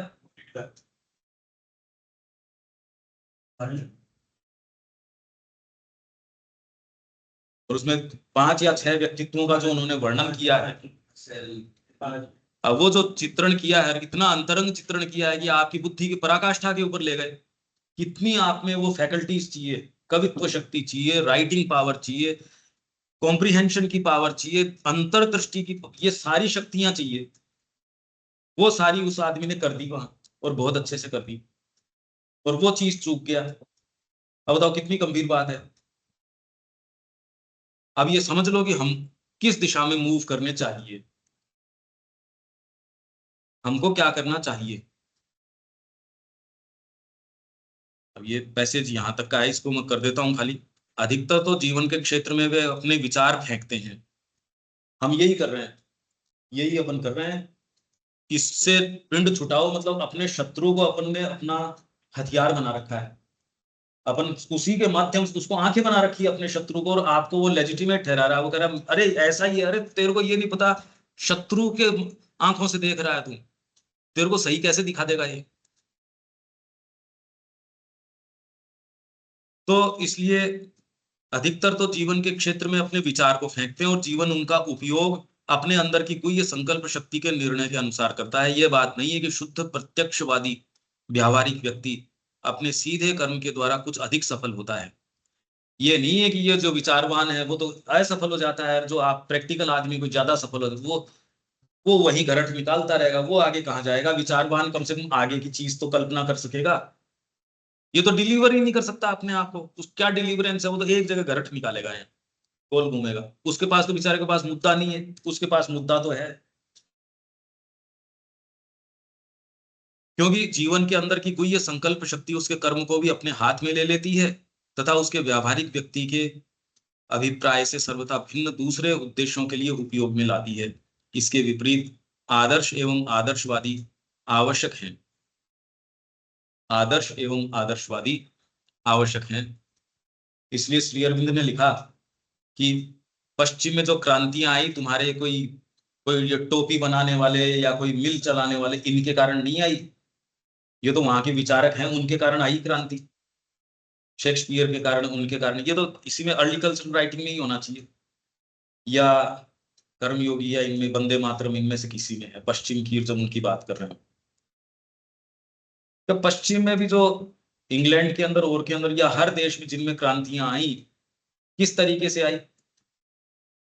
फ्रांस में फ्रांसीसी क्रांति आई, फिर इटली के अंदर आई आपके, बुद्ध एक अपने आप में क्रांति लेके आए, वैदिक काल के अंदर वेद में वैदिक क्रांति थी। तो ये क्रांतियां आ कैसे रही हैं? कोई मिले चलने से थोड़ी क्रांति आ रही है, या कोई व्यावहारिक आप वो कर रहे हो उससे क्रांति नहीं आ रही। तो इसलिए ये कह रहे हैं विपरीत आदर्श एवं आदर्शवादी आवश्यक हैं, बहुत आवश्यक है। आदर्श जीवन का स्वाद और रस है, आदर्श जीवन का स्वाद और रस है। अगर आपके आदर्श नहीं है, आप व्यक्ति ही नहीं हो। अगर आपके आदर्श नहीं है तो आप तो हो ही नहीं। बस कोई आप सोचो, अगर आपके आदर्श नहीं है कि लुक फॉरवर्ड टू करने के लिए कोई उद्देश्य नहीं है, तो गिवन रिसोर्स कोई आप कर लोगे वो जो है सो। अगर आदर्श नहीं है तो आप चलोगे कैसे, आगे कैसे चलोगे? वो जो है उसके अंदर बस उसी लेवल के ऊपर चलना पड़ेगा। स्वाद और रस है तथा आदर्शवादी इसके सबसे शक्तिशाली खोज करता है तथा जीवन के उद्देश्यों के सहायक हैं। परंतु अपने आदर्श को एक पद्धति में सीमित कर दो और वह तुरंत असफल होने लगता है। अपने सामान्य नियमों तथा निश्चित विचारों को वैसे ही प्रयुक्त करो जैसे एक सिद्धांतवादी व्यक्ति करता है, और जीवन शीघ्र ही उनकी पकड़ को तोड़कर या उसमें से ऐंठ मरोड़ कर निकल छूटता है। आप जिद कर लो अपने साथ, जीवन उसमें से निकल छूटेगा। या यदि वह नाम मात्र के लिए बचा भी रहता है तो भी तुम्हारी व्यवस्था को किसी ऐसे रूप में बदल देता है जिसे उसका मूल आविष्कर्ता पहचान भी नहीं सकेगा, बल्कि उसे वह उन विचारों का जिन्हें वह इस प्रकार सदा के लिए स्थिर कर देना चाहता था विरोधी बताकर अमान्य कर देगा। मतलब जीवन जो है, जिन विचारों से आप लेके शुरू हुए थे, साम्यवाद, ये वाद, आज कोई रोने वाला ही नहीं है। आप जिन वादों के ऊपर चले थे, ये वाद वो वाद, कि इससे तो भारत का कल्याण या इस देश का कल्याण, उस देश का कल्याण हो जाएगा, जब वो टूटता है उसके ऊपर रोने वाला नहीं बचता कोई, कहता तो नहीं सामने से कोई। आप डेमोक्रेसी की बात कर रहे हो, कहीं प्रैक्टिस करी नहीं जा रही एक्चुअल में। तो रामराज में थी डेमोक्रेसी सच्ची तो, कि एक व्यक्ति का विचार भी उसकी कीमत है। आज किसकी कीमत है? कुछ कीमत नहीं। एक्चुअल टर्म्स में डेमोक्रेसी है भी नहीं, हो सकती भी नहीं, क्योंकि संख्या का अगर गेम बना रहे हो, परिवार में ही नहीं चल सकती, बाहर तो कैसे चलेगी? तो इसलिए आपने जो आदर्श, आज तक तो यही हुआ आदर्श के नाम पे, वो कचरे की टोकरी में जाता है, जिसको कोई पीछे मुड़ के उठाने वाला भी नहीं रहता। तो ये हम ये पढ़ रहे हैं, मेरे ख्याल से एक प्रारूप तो इससे आता है, बुद्धि का उचित कार्य जो है बहुत इंपॉर्टेंट है, पर उसको अपने स्थान पे रखने की आवश्यकता है। पर अब उसका प्रैक्टिकली हम क्या करें, वो थोड़ी सी एक बार अब यहाँ रोक के चर्चा एक बार कर लेते हैं उसकी। हाँ, ये चलो ठीक है। इस कठिनाई का मूल यह है कि हमारे समस्त आंतरिक तथा बाह्य जीवन एवं अस्तित्व के आधार मात्र में ही कोई ऐसी वस्तु है, एक निरपेक्ष सत्ता, अनंत, जिस पर बुद्धि कभी कोई नियंत्रणकारी पकड़ नहीं बना सकती। डिवाइन है आपके भीतर, वो पद्धतियों में नहीं आ सकता।